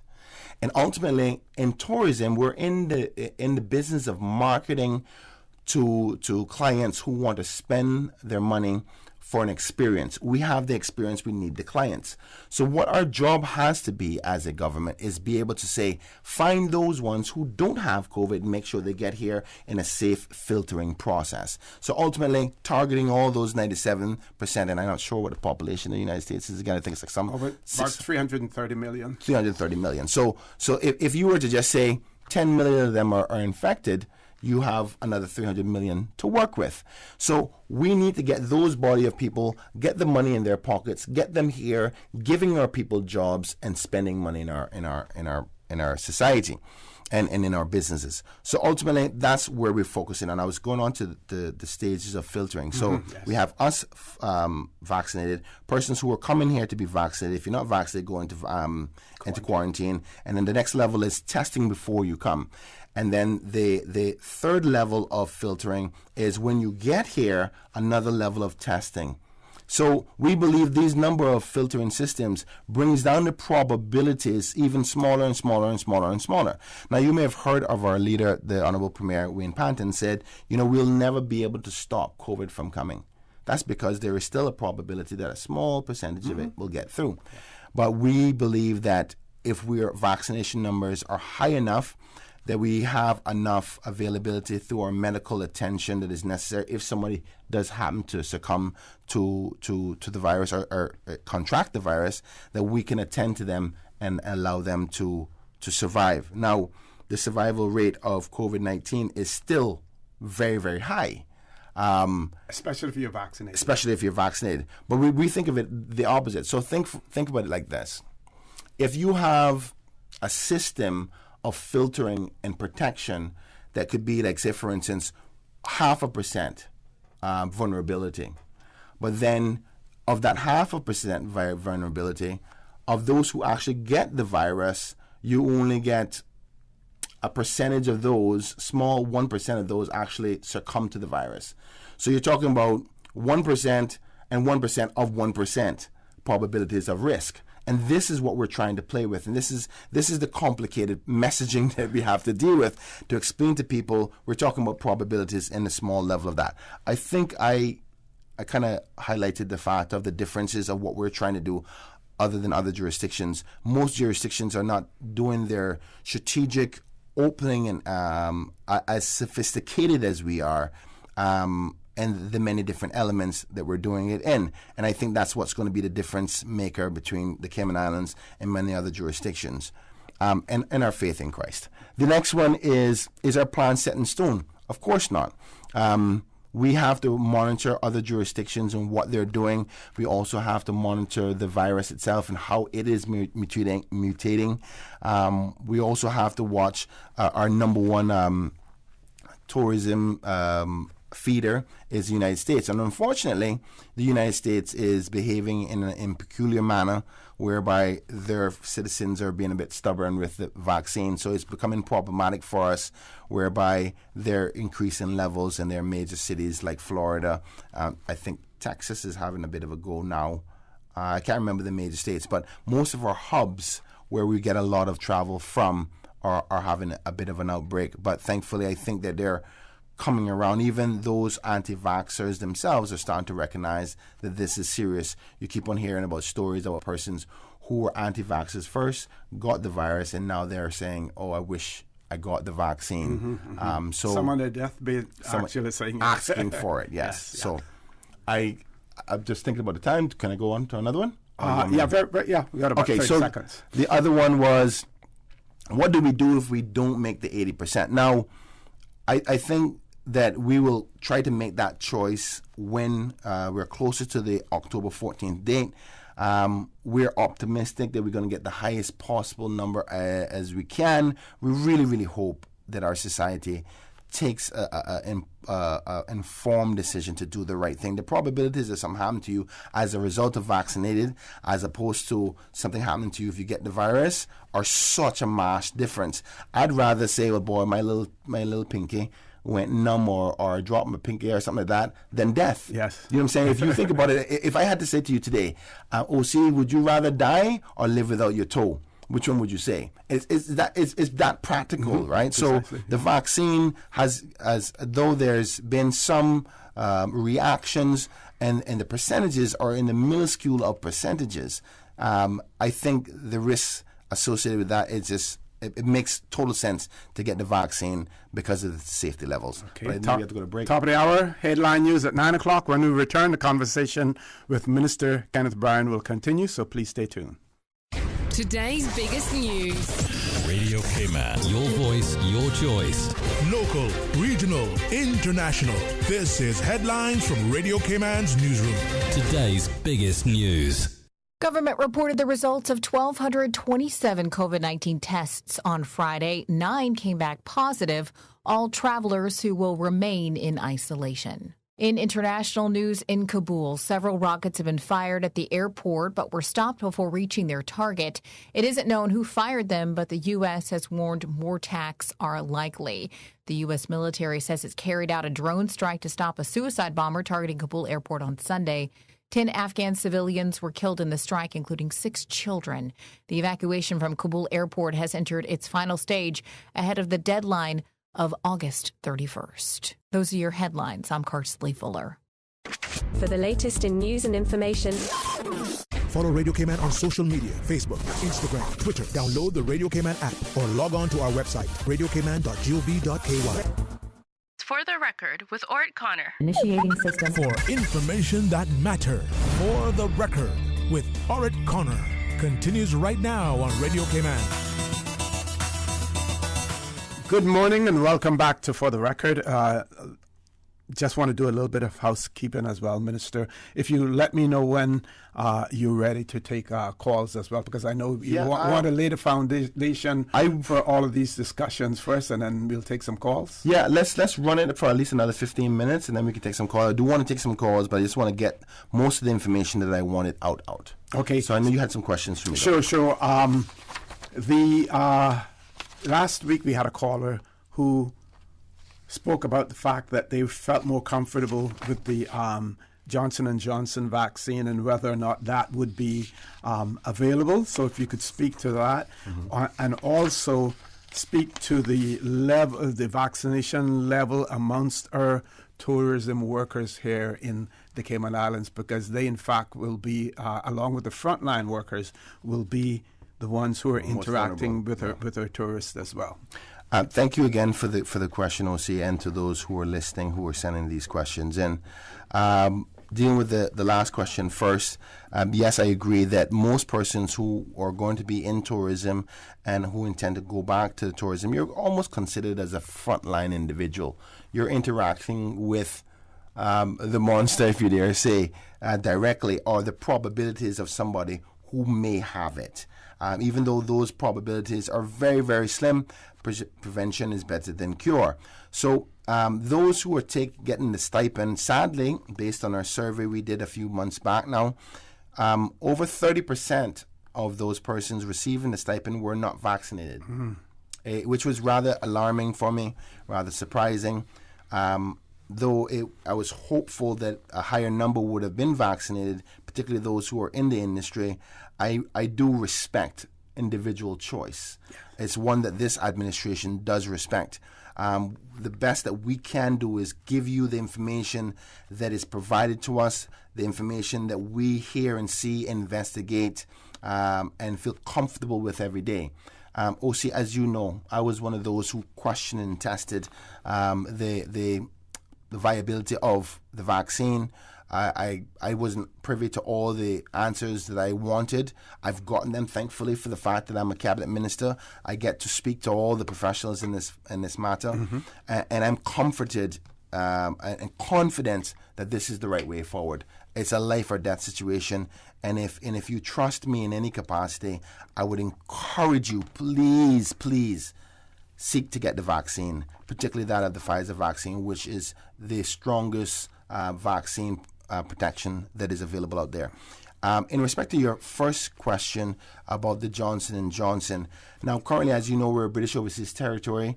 The UK has given us the privilege of getting free vaccines. Not a lot of countries are in that situation or in that position. Matter of fact, I was speaking to some other leaders in other jurisdictions, and they were just telling me, Kenneth, you are so fortunate because we're not a British overseas territory, and we're literally trying to negotiate, but nobody wants to negotiate with us because we only want 100,000, and the vaccine producers are only selling in mass quantities. The benefit that we have as a British overseas territory is that our mother country buys a whole lot of it, and then they give us batches out of that. To individually negotiate on a small level, you almost pay like 10 times the amount because you're buying in smaller bulk. It's the same competition theory, right? So in respect to answering to Johnson & Johnson, the government is focusing on what we can get from the UK, which is the Pfizer, which I believe is stronger, but maybe individuals have a reason for why they would want the Johnson & Johnson as opposed to the Pfizer.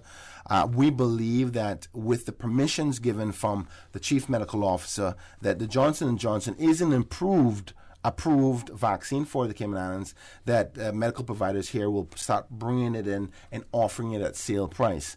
But as per the government's availability for free of cost, the Pfizer is the one that the government will be offering, at least for now, unless something changes. And if it does, we'll be happy to announce it as soon as possible, because we believe that any level of protection is better than none. So for whatever reason a person chooses to say that they want the Johnson & Johnson, so obviously Pfizer, if my memory serves me well, has a better protection level than Johnson & Johnson, but it's better than zero with none. So I understand where the person's coming from, but I can't give you the commitment that the government will be offering it for free at any point in time right now. Now, in respect to kids in school, this goes back to our constitutional protections. It's a very sensitive area because we have many people on either side of this situation. You have some parents who are adamant that, they feel comfortable enough with the vaccine, quite similar to when your kids go to get their vaccines before they go to school. Some people trust the process. Mumps and rubella and stuff like that. Yeah. And all those are the ones that we have to get. So they're confident. They say, I trust the vaccine process, and they'll get their kids vaccinated, those who are 12 and older. And there's some parents who go, no, I'm not ready for that. So we have two sides of things. And then you have some parents who are concerned about, well, what about the teachers? The teachers need to be vaccinated because they're more vulnerable than the kids. And should they be mandated to do so in order to go to the schools? But then you have to balance that with the protections of individual rights. So I can't say to you that it's a perfect solution. It's not absolute. It's not black and white. It's rather gray. The government is trying its best to respect the people's individual freedoms, but at the same time protect our population. We're going through those negotiations and discussions now. We don't have any current mandate to do mandating vaccinations for teachers, at least not the last conversation we had. I know that there is discussions about it and whether we have to consider that. We've seen other behaviors in other jurisdictions where a teacher could go in and infect a whole school. Yes. So these are the types of things that are fluent. They're currently happening all the time that we have to reconsider. We also have to look at our constitutional freedoms and can you legally do that? And we may see other jurisdictions doing one thing, another jurisdiction doing another. We always have to remember that we're a British overseas territory and we're a part of the Commonwealth. Therefore, we're adhering to common law that we have from the UK. And we will get advice as per what the UK is mandating and what we could potentially do. So I won't give you any concrete in respect to that. We're just hoping that the most important part is that people just do the right thing. Yes. If the teachers did the right thing, if parents were comfortable enough with their kids who are old enough to get it, then we won't have to get into these challenges of rights, even though you want to respect them. I mean, I know there's many people been here on the show on Radio Cayman who've expressed their thoughts from a religious perspective, from a medical perspective, and people have the right to have their view. Because, yes, it's questionable about the period of time. But funny enough, this concept of how quickly a vaccine was developed, is that I heard a doctor last night on CNN said the reason for that development happened so fast is that normally vaccines are done for profit. Obviously, I believe this one is done for profit too because it's not free, right? But the holistic global attention to this one problem put all the necessary monies, all the necessary medical expertise and studies together all at one time. So it's not unrealistic to say a vaccine that would normally take 7 years to 10 years to do can be done in 1 year. Plus work had been ongoing before in terms of in respect to COVID yes, matters because this is COVID-19. So they've basically done 80% of the work. Is just a different variable of COVID. So COVID is a type of flu, and they had the foundation of a vaccine already established. So the other 20% of it, plus the whole world working together to find solutions to it, is what caused the amplification of it being done so quickly and gotten the approval. It's not because it's just a testing. I think why they call it an emergency one was just in case anything goes wrong, they didn't want to be liable. But now I personally think the world should feel so much more comfortable with the FDA now approving it. It should give you a level of comfort that takes away this whole emergency testing, emergency vaccine concept from your fears. So hopefully that answers that. Okay. We have another one here. This person wanted to know if Travel Cayman, if the Travel Cayman unit will be closed down on October 14th, and if the answer is yes, then what does the government plan to do to relocate those very efficient employees of Travel Cayman? Thank you so much, Jose. I want to first say you're 100% right with the last part. I want to congratulate all those workers in Travel Cayman for their hard work. They're key protectors to our current state of life right now. I would say they're probably even more important than the police at this moment. So thank you so much to them. But to answer the question, we are not intending to close down Travel Cayman anytime soon. The truth is, for the foreseeable future, you may have persons who want to travel here who've just decided, I am not going to get the vaccine. And if you're not vaccinated, you will have to quarantine coming into the Cayman Islands for the foreseeable future. Unless something drastically happens, which I hope it could, that the world gets past this and we no longer have the fear of contracting the virus. So yes, the Travel Cayman team will be going at least into the new year. And there is no indication right now where there will be a case of persons not having to go through the travel registration requirements necessary to come into the Cayman Islands as we try to keep our country safe from COVID-19. Okay, have another one. This one says, will Cayman Airways be adding flights or destinations in September? It says all CAL flights currently sold out. What is the point of this phase if people can't travel anyway? So will there be other gateways except Miami and Kingston. Yes, I want to say that as the Minister for Cayman Airways and Airports Authority, yes, there will be an increase in numbers.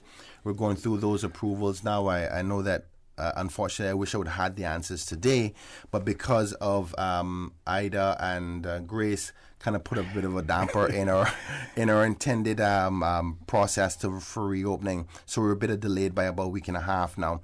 But yes, Cayman Airways will be increasing its flights as of September 9th. Actually, I think one of the benefits of the reluctancy of other airlines to travel until around the October time is that there's going to be that 1 month period where Cayman Airways can offer flights to other jurisdictions. Obviously, it comes with some limitations because you need approvals and the like to go into other gateways that we don't normally go into. So, but there will be an increased level of flights from Cayman Airways through that period, and then kind of flatline back out in October when the regular competition comes with the other airlines. But we hope that everybody will continue to support Cayman Airways and the great staff that are there, particularly those pilots and stewardesses who keep you safe. And please follow all the protocols when traveling. This is an opportunity now, though I want people to stay home, that if you had to, if you must, just for your mental health, travel after September 9th will be the period, and I know that there will be more flights coming up available for persons who just want to take a break. Okay, thank you. Thank you very much for that. And I'll read this one, and then, of course, we'll open up the phone lines afterwards, too. I'll read this one, and you can respond to it when we return. This person says, if a teacher refuses to take the vaccine, will they have to sign a legal form of non-acceptance, which, if they get the virus and suffer drastically, the government or hospital would not be held accountable? That I don't know how to answer that because you haven't mandated yet. You haven't mandated it in any capacity. For teachers, yes. Now, obviously, I don't think we're going to get into the signing of things that has not been discussed, and maybe I should reserve commenting on that until we get more further clarity with teachers. But at this particular point, there's no discussions about signing of any documents. We're just hoping that all teachers, whether private or public, do the right thing and be vaccinated. Okay. We're going to take a commercial break. The phone lines will be open as well. I just want to caution you, when we open the phone lines, I'm sure that we're going to be diluted with calls. So we're going to ask you to please be as brief as possible when you get on, bearing in mind that there will be someone waiting behind you as well. Folks, please stay tuned for The Record with Minister the Honorable Kenneth Bryan. Will continue after this short commercial break. Since March 2004, West Bay Pharmacy has kept their doors open to the local communities, even before, during, and after Hurricane Ivan. At West Bay Pharmacy, our staff provides so much more than pharmaceutical excellence. From the moment you walk through our doors to completing your cash out, our staff will have put your healthcare concerns at ease. We would like to take this moment to thank our loyal friends and customers. To us at West Bay Pharmacy, our patients are our primary concern. We provide thorough background checks and precise calculations to ensure your medical safety. Thank you for being a part of our family and for choosing West Bay Pharmacy, where we care about your health. We think it's time you crossed over to a new vehicle. And with the 2021 Toyota Corolla Cross now at Vant Motors, you have plenty of reasons to make the switch. The crossover body and hybrid engine is a sleek design in a sturdy structure with a spacious interior that opens to extensive cargo space. Stuck in traffic? The high-performance self-charging hybrid system automatically switches between gas and electric vehicle mode, helping you lower both fuel costs and carbon emissions. The Corolla Cross has full LED lighting inside and out, an integrated display audio system with energy monitor, and a dual-zone climate control system to ensure comfort for all. Test drive the new 2021 Toyota Corolla Cross Hybrid today at Vant Motors, Walkers Road. Back back-to-school sale at Optical Outlook is on. What?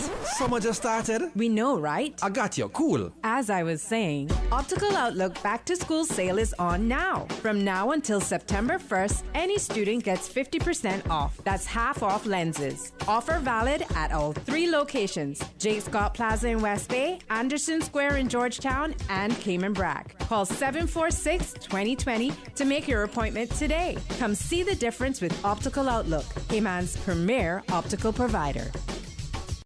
Spend quality time with your child to show you care about their health, wellness, and success. Celebrate their achievements, forgive their mistakes, listen to them when they have a problem, and show interest in how they plan to solve it. Young people are more likely to listen when their parents are engaged. They know you're on their side. Talk with your child early about making health-conscious decisions for life. For tips, log on to www.ndc.ky.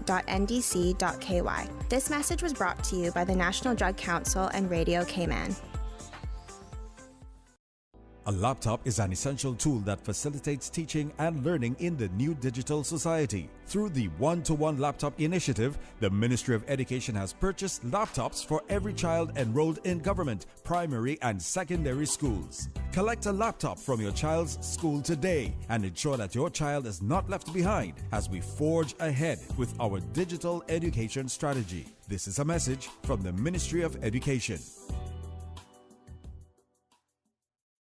For the record with Ort Connor. Initiating system. For information that matter. For the record with Ort Connor. Continues right now on Radio Cayman.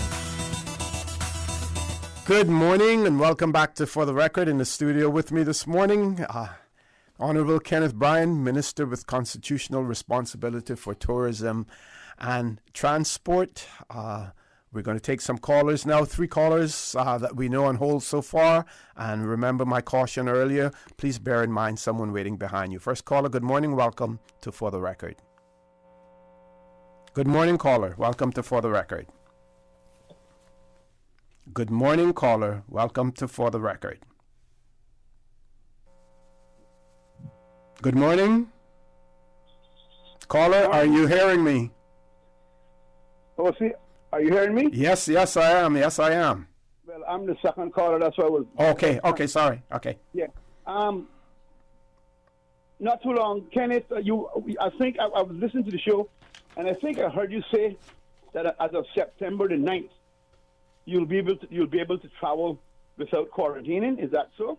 No, that's not the case. It depends on the circumstances you're in and what phase you're in that you'd have the quarantine. So the only phase that comes up for non-quarantining and you'd have to be securely verified and tested before arrival is in phase 4, which happens on October 14th. And that's if we meet all the marks that we intend to meet in respect to our vaccination numbers. But for the next phase, in phase 3, you're still quarantining for 5 days. So the only thing that changes on September 9th is the fact that airlines will be allowed to come in because the Open Skies Agreement now comes back into force. So basically right now, the only flights that are allowed into Cayman Islands is Cayman Airways, our home carrier, and the British Airlines, because we don't have an airline flying to the UK and our connectivities are there. That. Okay.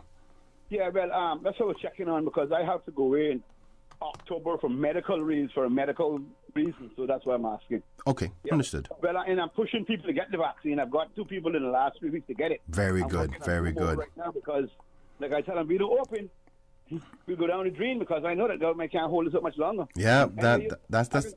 Give someone else a chance to talk. Thank you so much, sir. Thank you very much, caller. Next caller, good morning, welcome to For the Record. Good morning, caller, welcome to For the Record. Good morning. Good morning. And good morning, Mr. Kenneth. Good morning, ma'am. Ms. Sophie, good morning. Good morning. Mr. Kenneth, I have a few questions. Would you be interested in writing them down, please? Okay, shoot. Okay,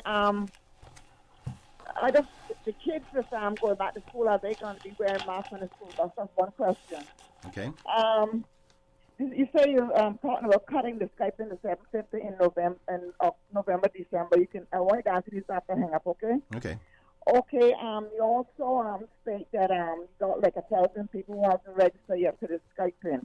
Hold on 1 second. Hold on 1 second. You're going too fast. Stipends cut for December. Okay, go ahead.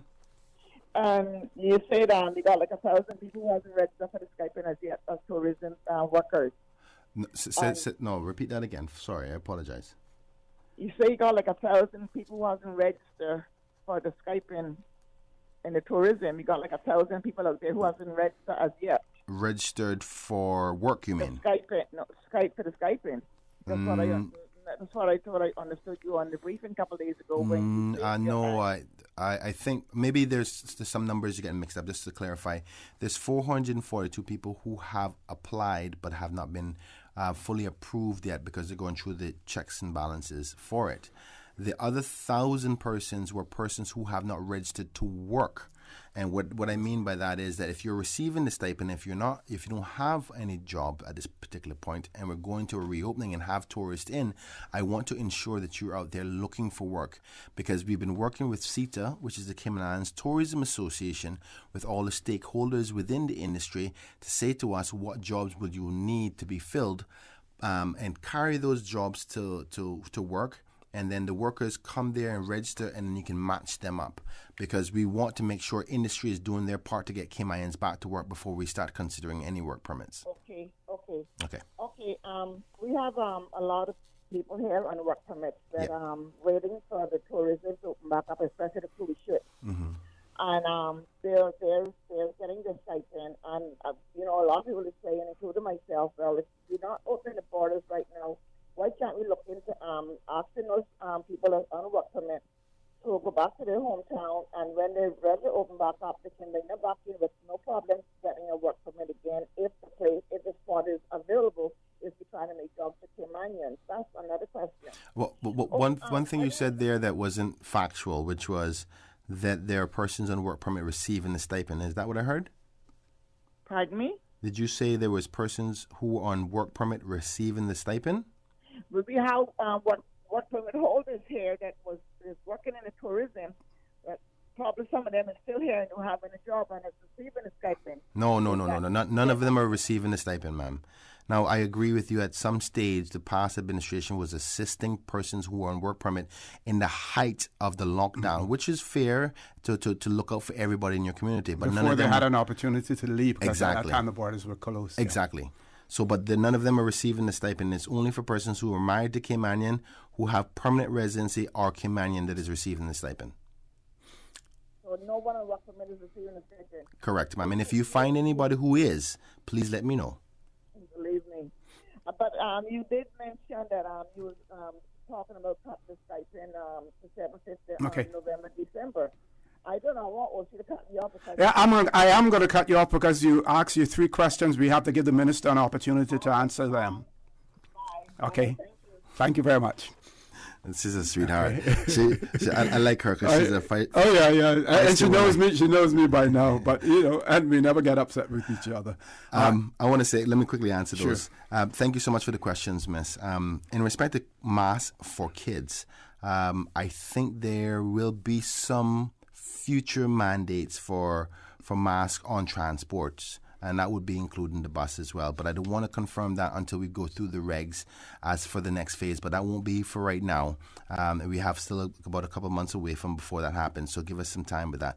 In respect to the cuts in December and November, the truth of the matter is, in December and November, I wanted people to understand that the government is not... I'm in a battle with the industry. Tourism industry, the hotels, the condos, all these places, the restaurants. We have this thing where they go, oh, they don't want to hire Caymanians. Okay, fine. Now you have a minister that's not going to play no games with them, right? So I'm here. I told CETA, I told the president, Mark Langevin, I said, listen, my people sent me here because they don't like the nonsense they see. So he knows that. Even some of the CETA members don't even like me for it. That's fine. But I know what I was sent to do. So I had to sit down powwow and say, listen, you ain't getting no work permits until you start focusing on my people. And he said, okay, well, your people don't want to come get work. I said, fair enough. There's some of them out there who will sit around and just take the money and don't want to do nothing. I'm going to make sure that they come and get the jobs. So I said, listen, the stipend, we're here to protect people, but we're here to give you the opportunities to make sure you go and find them.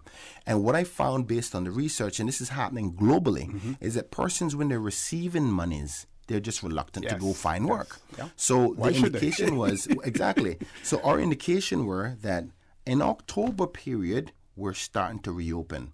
That means businesses are starting to plan to give people jobs. So, and they're going to start doing that hiring before the 14th. So the whole month of October, there's supposed to be jobs being filled up. So in my mind, I go, okay, then your money is going to start dwindling down. I suggest that you go and find some work. Now, granted, the truth is we don't know what the probabilities of the percentages of persons who are going to come. Are we going to get back to 10%? Are we going to get back to 100%? Are we going to get back to 50%? Now, I must say I did it as a scare tactic so they can get signed up. The political negativity from it forced me to pull my hand because the truth is we intend to give them the $1,500 in November and December. So ultimately, my strategy for forcing them to go out and find work has been depleted now. But the thinking is they need to know that eventually this money is going to stop. And you need to find work. So I'm here fighting on your behalf. Now you go and sign up with work. I've told CETA and industry, you better highlight those jobs for my people and send them down to work so our Department of Work can match up the Caymanians with those jobs. That's where we're at in respect to this battle of labor. And it's important for people to realize that fountain that is flowing, that's going to be shut off at some point in time. That's why we want to open, right? Okay, we have 4 callers queued up. Ms. Susan, let's see if we can grab one call before we go to the break. Caller, good morning. Welcome to For the Record. Morning. Good morning. Morning. Hi, O.C. Hi, Kenneth. Good morning. Morning. I have a question. My question is, with the phase 3 of the reopening plan versus the phase 4, why phase 4 seems imminent? What phase 3 doesn't seem to be a plan that a testing period to see how well the country will proceed while still keeping the 5-day quarantine on the visitors versus just wide open doors and based on all that I've heard you mention earlier on the show and all the mechanisms that are going to be put in place, you're still planning and you know that COVID will be introduced into the community. And why?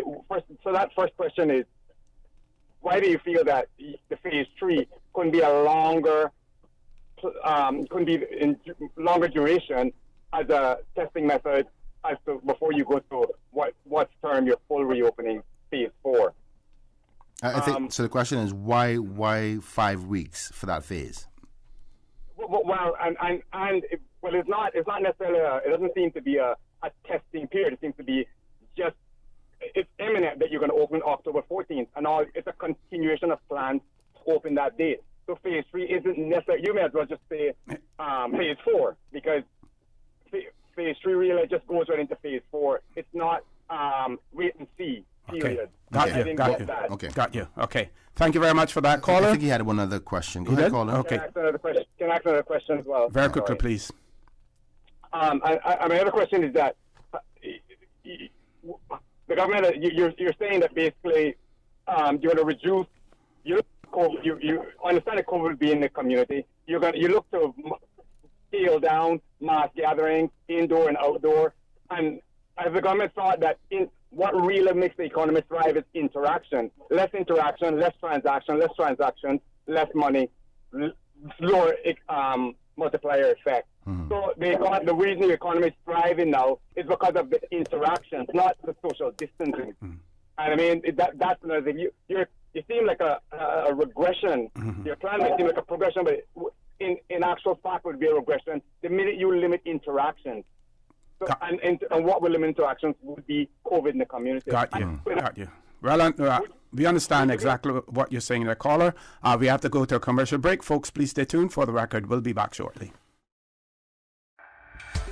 Health City is now open at Camana Bay, offering a wide range of specialties at our state-of-the-art Camana Bay Clinic. We are here to help you save time and feel better. We are open weekdays, weekends, and evenings for your convenience and are dedicated to reducing your wait time while improving your health. Friendly staff, expert care, lab services, and diagnostics in one convenient location from the hospital you know and trust. Health City at Camana Bay, within your reach.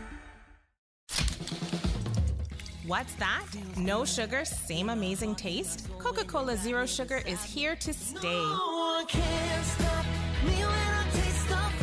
Classic taste, pure satisfaction. Be sure to stop into any Tortuga location and get your own case of Coke Zero. Or grab an ice cold one straight from the cooler. Brought to you by Tortuga Distributors Limited. Coca-Cola, taste the feeling, Cayman.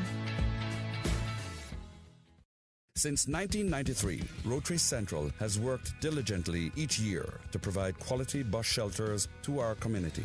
A traveling convenience to our school children, the elderly, young people going to work, guest workers, and visitors using the public bus. We, Rotary Central, help you, our advertisers, make it happen. Your marketing dollar travels a far way. Positioning your message, your product, your services, your presence in over 83 bus shelters. Every dollar you spend, every advert you place helps to build another bus shelter, providing modest comfort for Cayman travelers.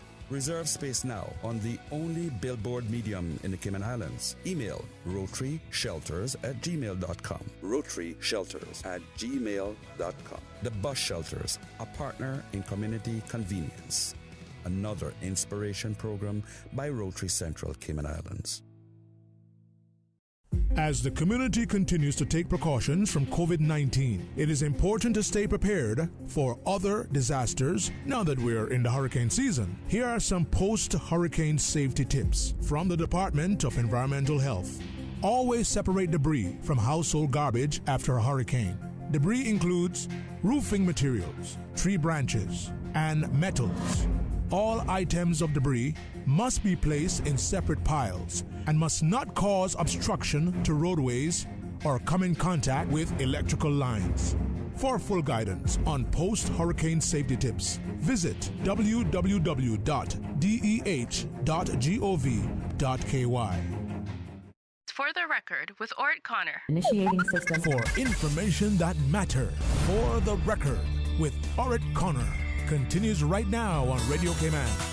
Good morning. Welcome back to For the Record. In the studio with me, the Honorable Kenneth Bryan, Minister with Constitutional Responsibility for Tourism and Transport. We have 4 callers, Minister, but I'm going to give you an opportunity to respond to the last caller's questions before we go on to the other callers. Thank you, OC, and I want to say thank you to the caller beforehand. 2 questions. What was the reason for the Phase 3 and why not make it longer? Because it just seems like there's not much of a difference to just, you might as well go into phase 4. Mm-hmm. I don't necessarily think that's 100% correct assessment. Here's what phase 3 offers that that phase 4 doesn't. So it's almost like you're slowly stepping into a situation. Now, with currently in phase 2 that we're in now, tourists are not allowed to come. You have to have some connectivity here. So we believe there's going to be an increase in phase 3 in tourism, but it's going to be a smaller amount to assess our systems of protection. So you may have a percentage of people who will say, okay, I can afford to spend 5 days in quarantine because I got the money. I can stay at a villa where I can have my own kind of bubble, so to speak. And I'm also wealthy enough or financially in a good enough position to spend more than 5.5 days, which is the normal average for stay over. I can spend 2 weeks, but the first 5 days will be in a villa concept and then go into the community. But a percentage of that, based on tourism indicators from past and present, are that there's a very small percentage of people, probably less than 4% of our annual persons who come to the Cayman Islands, tourists, sorry. So we know that phase 3 wasn't really going to be very much. but it also gives us an opportunity to test our systems of protection. And that's what that's going to do, because the risk does increase. So you don't want to jump from phase 2 to phase 4. Now, it's a 5-week period. And the 5-week period is based on behaviors of tracking to see that we didn't just go 5 weeks just because. The medical staff has said 5 weeks will give you an indication if there's any fundamental change. That's why you see in some jurisdictions, you see when they start to say, boy, there's a wave coming, it's based on a 5-week cycle. So that's why this period of time has offered. The other part that maybe not focused on is phase 4. When we've announced phase 4, even the airlines themselves have said, yes, you've allowed us to come in phase 3, but we're not coming until the quarantine is gone. So the other parts, so it basically shows you that phase 3, if we have it any longer, it's still not going to make a difference. So if you put phase 4, say in December, the airlines just won't come until December because it's supply and demand matter, right? If the customers say, I'm not going to the Caribbean because it's 5 days quarantine, then they're not going to come. And the airlines are not going to fly if they have no customers. The other part, and I know this is a long-winded answer, but I have to finish off the last part of his question, which was, we're seeming to be going in a regressive state. And that's part of the flourishing of our local economy now. There's an element of truth to that, whereby people feel comfortable, they're out and about, their guards are down, they spend, they're more free. But what you're exchanging for a little bit less freedom, we're not going to go as extensive as a lockdown. So we're not going to go to that extreme. We're reducing some of the proposals that we have, and we haven't ironed them all out yet, but some of the proposals are like, rather than outside being 1,000 people, it'll be the 500. Inside, rather than be 500 people, it'll be 250.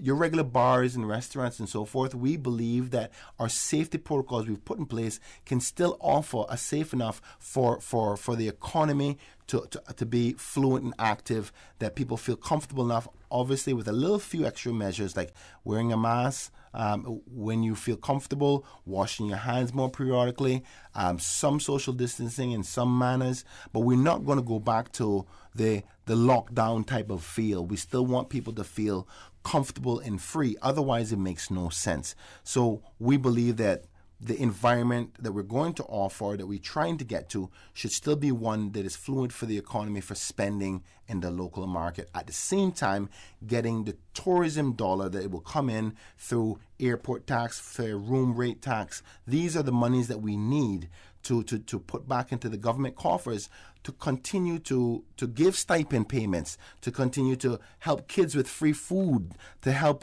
elderly with their health insurance.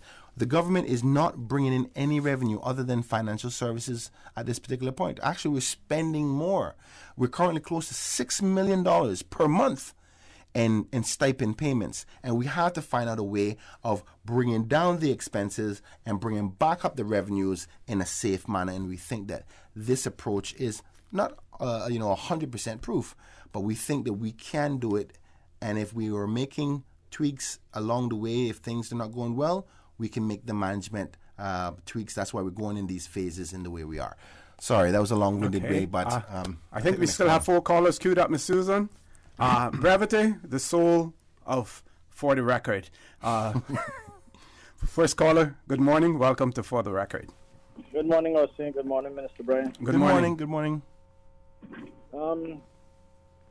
Please don't take him on air out of the sky. Don't take him out of the sky? Don't take them out of the sky. They've been our savior for years. Oh, I have no intentions of doing that, sir. Matter of fact, I intend to increase their fluidity in our skies. We should be very proud of our airline.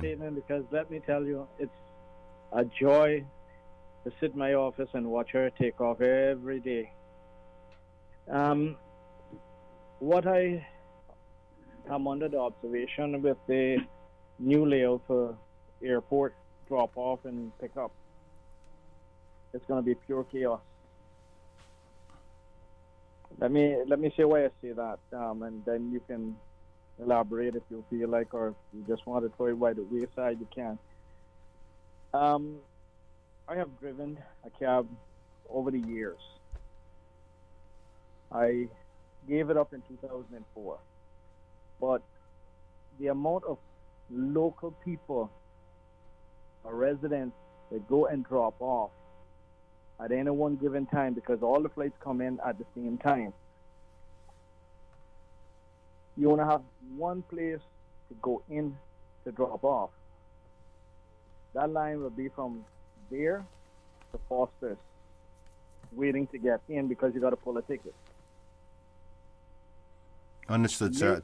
I'm going to address the airport parking situation shortly, even though the CEO has been on the show a couple of times trying to explain that, but I'm going to address it because I know it's a major concern, particularly for persons like yourself who are former, or I'm not sure if you're present still, taxi drivers who understand the flow quite well. I gave that up 2004 and never took it back up. Okay. I enjoyed it, but that was then. Okay. I intend to address it shortly.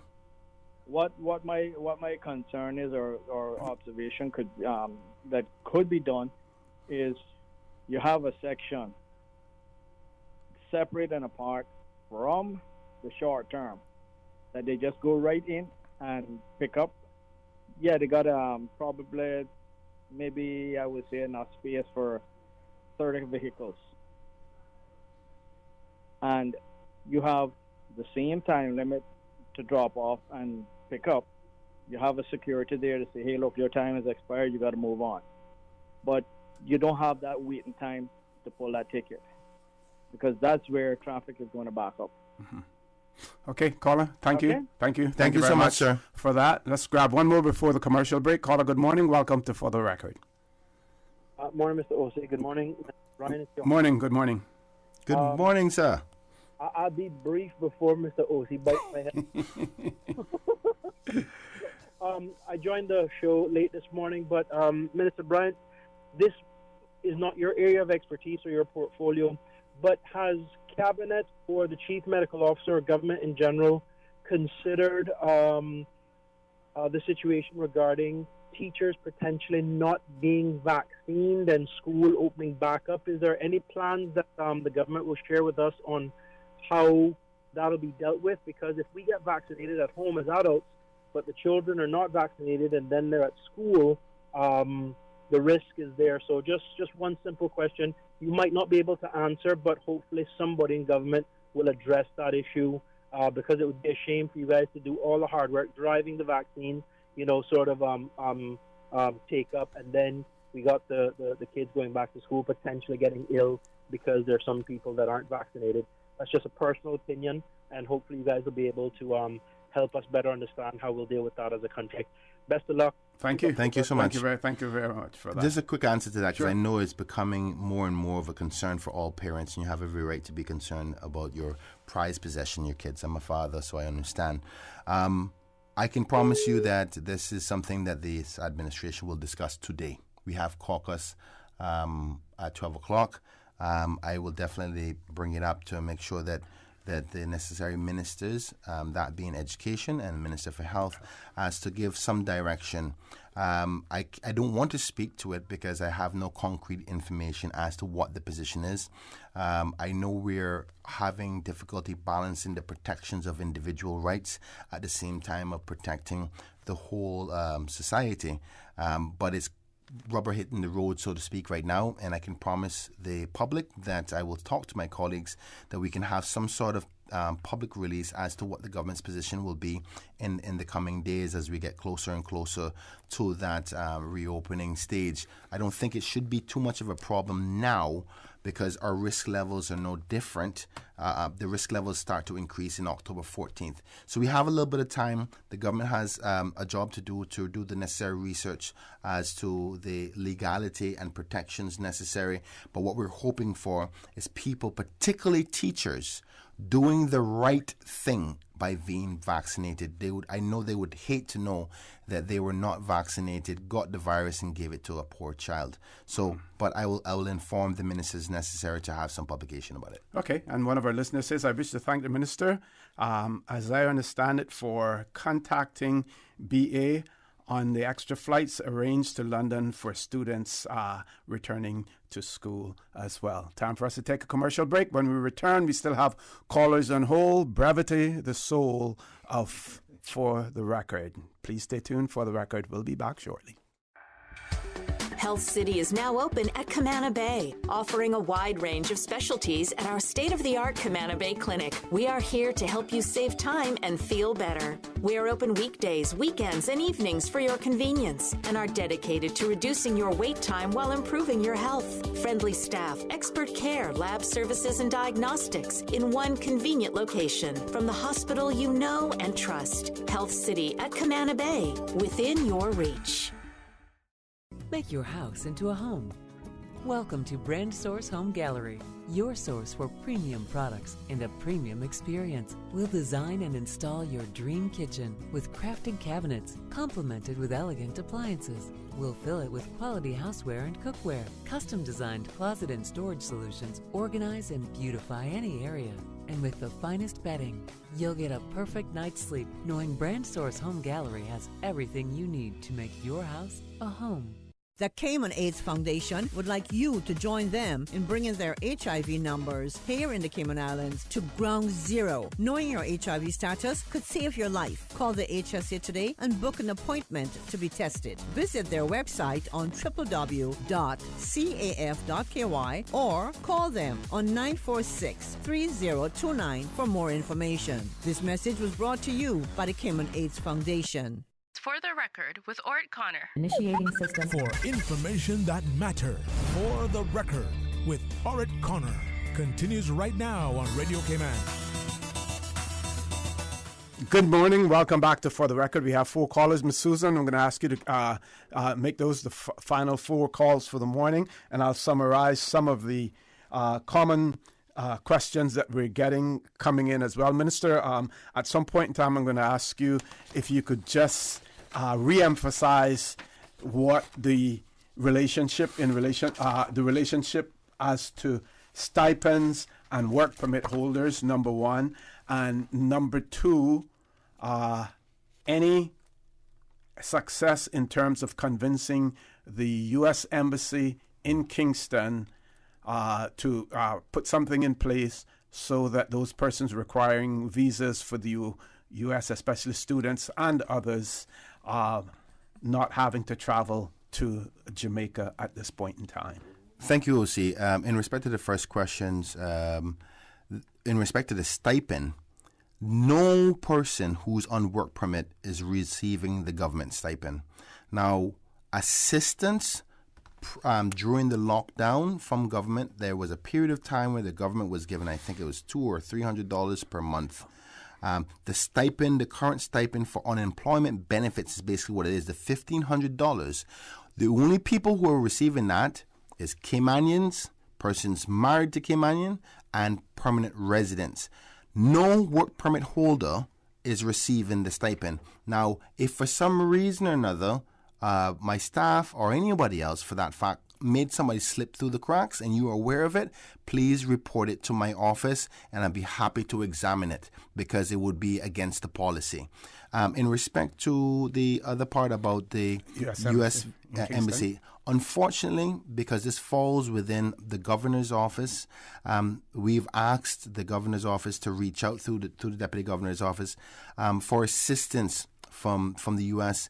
to facilitate potentially some sort of offering here locally or given special permission for Caymanians to go to Kingston and just be dealt with separately.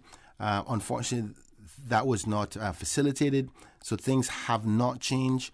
That's one of the unfortunate negatives of being a little small island state. You don't have much leverage over the situation.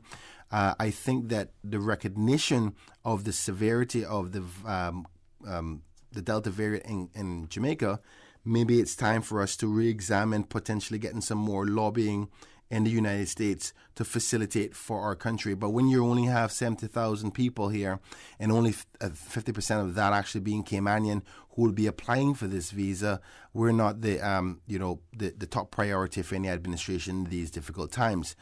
So it's becoming difficult, but we're going to try our best to address it. Okay, 8 minutes and four callers. Need I say any more? First caller, good morning. Welcome to For the Record. Good morning, caller. Good morning, Mr. O'Connor. Good morning, sir. Good morning. Yeah, good morning, Minister Blair. Good morning, sir. Yeah, good morning, Mr. Blair. So concerning the mosquito, I don't know what's happening. I don't know exactly why the government aren't able to reduce the population of the mosquitoes that we have at this time. But speaking about tourism, and over tourism, myself personally, for the past few weeks, I would say, have been on the beach at night and at sunset. And the mosquitoes are absolutely ridiculous. Yeah. I don't know what's happening with the department that's in charge of reducing these mosquitoes, but something needs to be done and soon. Because if this is what over tourism people have to face when they come here, especially knowing that people like to go on the beach at sunset and stay there probably until 8:30 at night. Good point. This isn't going to be good at all. Very good point. Thank you. Thank you very much, caller. Next caller, good morning. Welcome to For the Record. Good morning, gentlemen. Good morning. I have two issues to tackle. I'll make it quick. First of all, both issues are on the issue. Well, both points are on the issue of cash flow, which most people love to hear about. First of all, on the tourism workers' income, I know the minimum wage is being reviewed now, but the committee, whoever's appointed to review that, needs to look at a monthly net income, not hourly, because we need to assess what Caymanians need to survive and thrive in their own country and make it a monthly net income. It could be $25 an hour, but if you're only getting 2 hours, 3 hours of work a day, it's still not sufficient to meet your needs. Okay, and the next point, very quickly. The next point is something that would generate... I've done about 80 hours of research on this. I see that it could generate at least 84, 85 million a year based on the previous year's income for government and for operators. And here it is. I presented this to government ministers and councillors already. Caller, just tell us what it is, please. It is to add $50 to the visitor entry fee, and that $50, that person that pays the $50 to government for entry, in return is issued $50 worth of vouchers for transport services, tours, land and sea operators. Okay. So they redeem their vouchers, or they give the vouchers to the operator or the tour attraction, who in turn, at the end of the month or whenever, redeem them at government. That's it. Got you. Thank you very much for that, caller. Next caller, good morning. Welcome to For the Record. Good morning, Mr. O.C. Good morning. And Honourable Brian. Good morning, sir. Very short statement. After investigating the past blunders of the FDA, it is unwise and reckless to push a vaccine or any medication based on FDA approval. I will hang up and listen. Okay, thank you very much for that caller as well. Minister, you got a whole lot on your plate. Yes. Well, some of them are statements, so I'm not sure yeah. how to respond to them. I know that my colleagues listen to the radio show quite often, so areas that fall within their responsibility, they will take notes and we can have a discussion later on. Right. In respect to the FDA concern, I know that there are some people who are strong position holders about their view on the vaccine and their reluctancy to take it. One thing I say, I respect a person's personal view, and I respect your position to do so, to stand on your own personal view.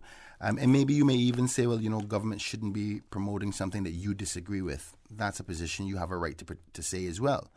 But as a minister responsible for the safety of this country, all the elected our job is to take the information that we have, what we believe the strongest in, and to promote that. Nobody knows what the future will hold other than Jesus Christ himself. But at this particular time, this is the data and details that we have, that we believe in, and that we're obligated constitutionally to promote.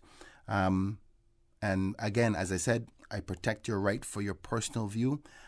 We were democratically elected. And the people have chosen this group of individuals to make their necessary decisions to do so. I hope that I'd be happy to have a one-on-one conversation with anyone to sit down and debate and discuss the various different viewpoints. about the vaccine and the probabilities of effect and death and protections with you, recognizing that we can agree to disagree on matters. And I will always protect your protection for your right. But I'm not going to stop my obligation to offer what I think is the best options available for protection of our people. And I hope that one day it doesn't come where anybody has to say, I told you so. In respect to the mosquitoes and the tourism-related effect, I'm so happy that I called because I now have to sit down a little bit further with my Minister of Health and Wellness, the Honorable Sabrina Turner, to put some emphasis on this because it does have an effect on our product. I'm an advocate for strong product as the Cayman kind that we offer. I spent a day at the Cayman Sea Fire and the amazing services that we offer from our tourism product. We don't want those pesky mosquitoes to ruin it. So to find out what is going on, and I'm quite sure she'll be happy to give some updates. Okay. And if I may have a few here that I'm going to try to touch base on quickly. Can you clarify in relation to the stipend? One person wanted to know whether or not the period of time to apply for a stipend has already expired. The other one had to do with the opening up, and the person says that you spoke a lot of about tourists and the protection in terms of the tourists. However, how about returning residents who will be coming home to young children who are not eligible to be vaccinated, or other family members who are unable to be vaccinated? Coming home to or coming home with? Coming home to. Okay, so ultimately, just as it is now, if you're coming home to persons who are vulnerable, you have to still be tested. These protocols I've highlighted are not only for tourists, they're also for locals. So if you are not vaccinated, you'd have to quarantine separate and apart from anybody for that fact. And if you are vaccinated, you'll be subject to testing just as much as testing in respect to a tourist. So it's no different for locals than it is for tourists. It's just that we're focusing on the concept of tourism and the tourists that are going to be coming here, but the protocols are going to be for everyone. I think the other question was whether the stipend is going to be expired. Yes, it is expired. I must admit that there has been still a larger number of persons who are requesting stipend assistance. The unfortunate problem is that this is the sixth cohort, six times the government, either this one or the last one, have publicly come out and said, listen, this is open for you to apply. And every time they do so, still somebody misses the deadline. Last minute, yeah. But then that doesn't stop the fact that there may still be individuals who need it. For example, I have a couple within my constituency, senior Caymanians, who go, I don't want to depend on the government. And they meet the protocol. So they said, you know what, we're not going to apply for it. But slowly but surely things got so hard that they came to the point to go, listen, boy, Ken, I need that $1,500 now. Because they, prideful Caymanians, they don't want to be asking government for anything. But till they get to that point. Now, yes, the 5 cohorts have gone and they didn't apply before, but now they may need it. Maybe now you've lost your job because that company that you were working for who tried to make it through COVID eventually just folded and said, you know what, we can't make it anymore, we're quitting. So you still are affected by the panic. The bottom line is my thinking is I do need to talk to my colleagues because there's still seeming to be some people out there. But the flip side to that is there's people who are trying to make up stories who come and put in documents together and say, I used to work in the tourism industry, and you find out they never spent one day in their life in tourism. And you have to weed those out. And we're trying to reduce that. So I will look at that again one more time and see whether there's an appetite amongst my members to open up one more time for persons who are available. I do have 2 things I want to close off in. Closing comments. Yeah. The airport drive-through, I promised to talk about that. Yeah, I do agree that there's some major problems with the proposal at the Airports Authority drive-through circumstances as a result of international obligations from a safety perspective of distancing. I want to ensure the public this has nothing to do with the airport's authorities' decision themselves. This has to do with the international obligations. Now, I must say I was a bit concerned as the new minister to say, well, why wasn't this considered at the time of the development of the new airport? Now, what my understanding is that we sent off the plans to the UK, and there never seemed to be an issue with the current drive-through structure that we put in place. And then afterwards, there have been changes to that to say we have to meet the international norms. Now, regardless of what caused it, why we didn't change it before, is irrelevant. The fact is we're getting international obligations that we're mandated to in order to operate that we have to facilitate.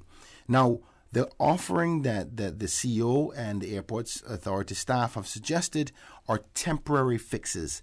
Now, I'm going to go back to my team to say, listen, we've offered that, and many people see it as inconvenient. I do recognize the lack of overhead, the fact that the distance for a senior person to have to walk all the way to the airport, all of those factors have been considered.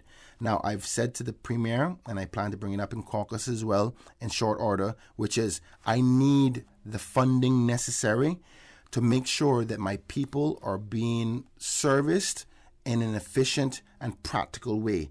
We can't undermine our own people, but that may mean that I will have to go to Parliament and get more money to do the construction necessary for the drive-through area. So I'm asking you for your patience. I recognize the impracticality of it. It's a temporary measure while me as minister find a better solution for you, the people. Last thing now, OC, in respect to these phases, it is a complicated process. There's a lot of detail in here. My team and I will be working on a video that explains each phase in a more comprehensive way so you can understand. All the information that you want in respect to the reopening phases and what the changes are is on the government website at gov.ky. If you even Google Cayman Islands reopening plan, yes, all the information will come up there and the different phases, the different dates. I'm going to be doing some more marketing on that, and it'll be released out to the public. I want to say thank you so much, OC, for the show today. Miss Susan, thank you so much, and all those who listened and called in. Okay. It was a pleasure to be here. Thanks for making yourself available as well, Minister. And just to say that there are those persons out there who still believe that we need to be as careful as possible. And this person says, dead people don't spend money. Money is spent on dead people as well. So I don't have any time for closing comments. We've gone 6 minutes over. Thank you all very much. Please stay tuned to continue to listen to Radio Cayman and join me again on Wednesday. God bless. Stay safe. For the Record is brought to you by Vamped Motors, the only authorized Ford and Toyota dealership serving the Cayman Islands. Coca-Cola, available across the Cayman Islands from Tortuga distributors. Accept no substitutes. Taste the feeling with Coca-Cola. Brandsource Home Gallery, inspiring luxury. Caribbean Bakery, made Cayman fresh. Health City, now open at Camana Bay 7 days a week. The Ministry of Commerce, Planning and Infrastructure, and by West Bay Pharmacy, taking care of your health. Today's biggest news. Radio Cayman, your voice, your choice. Local, regional, international. This is Headlines from Radio Cayman's newsroom. Today's biggest news.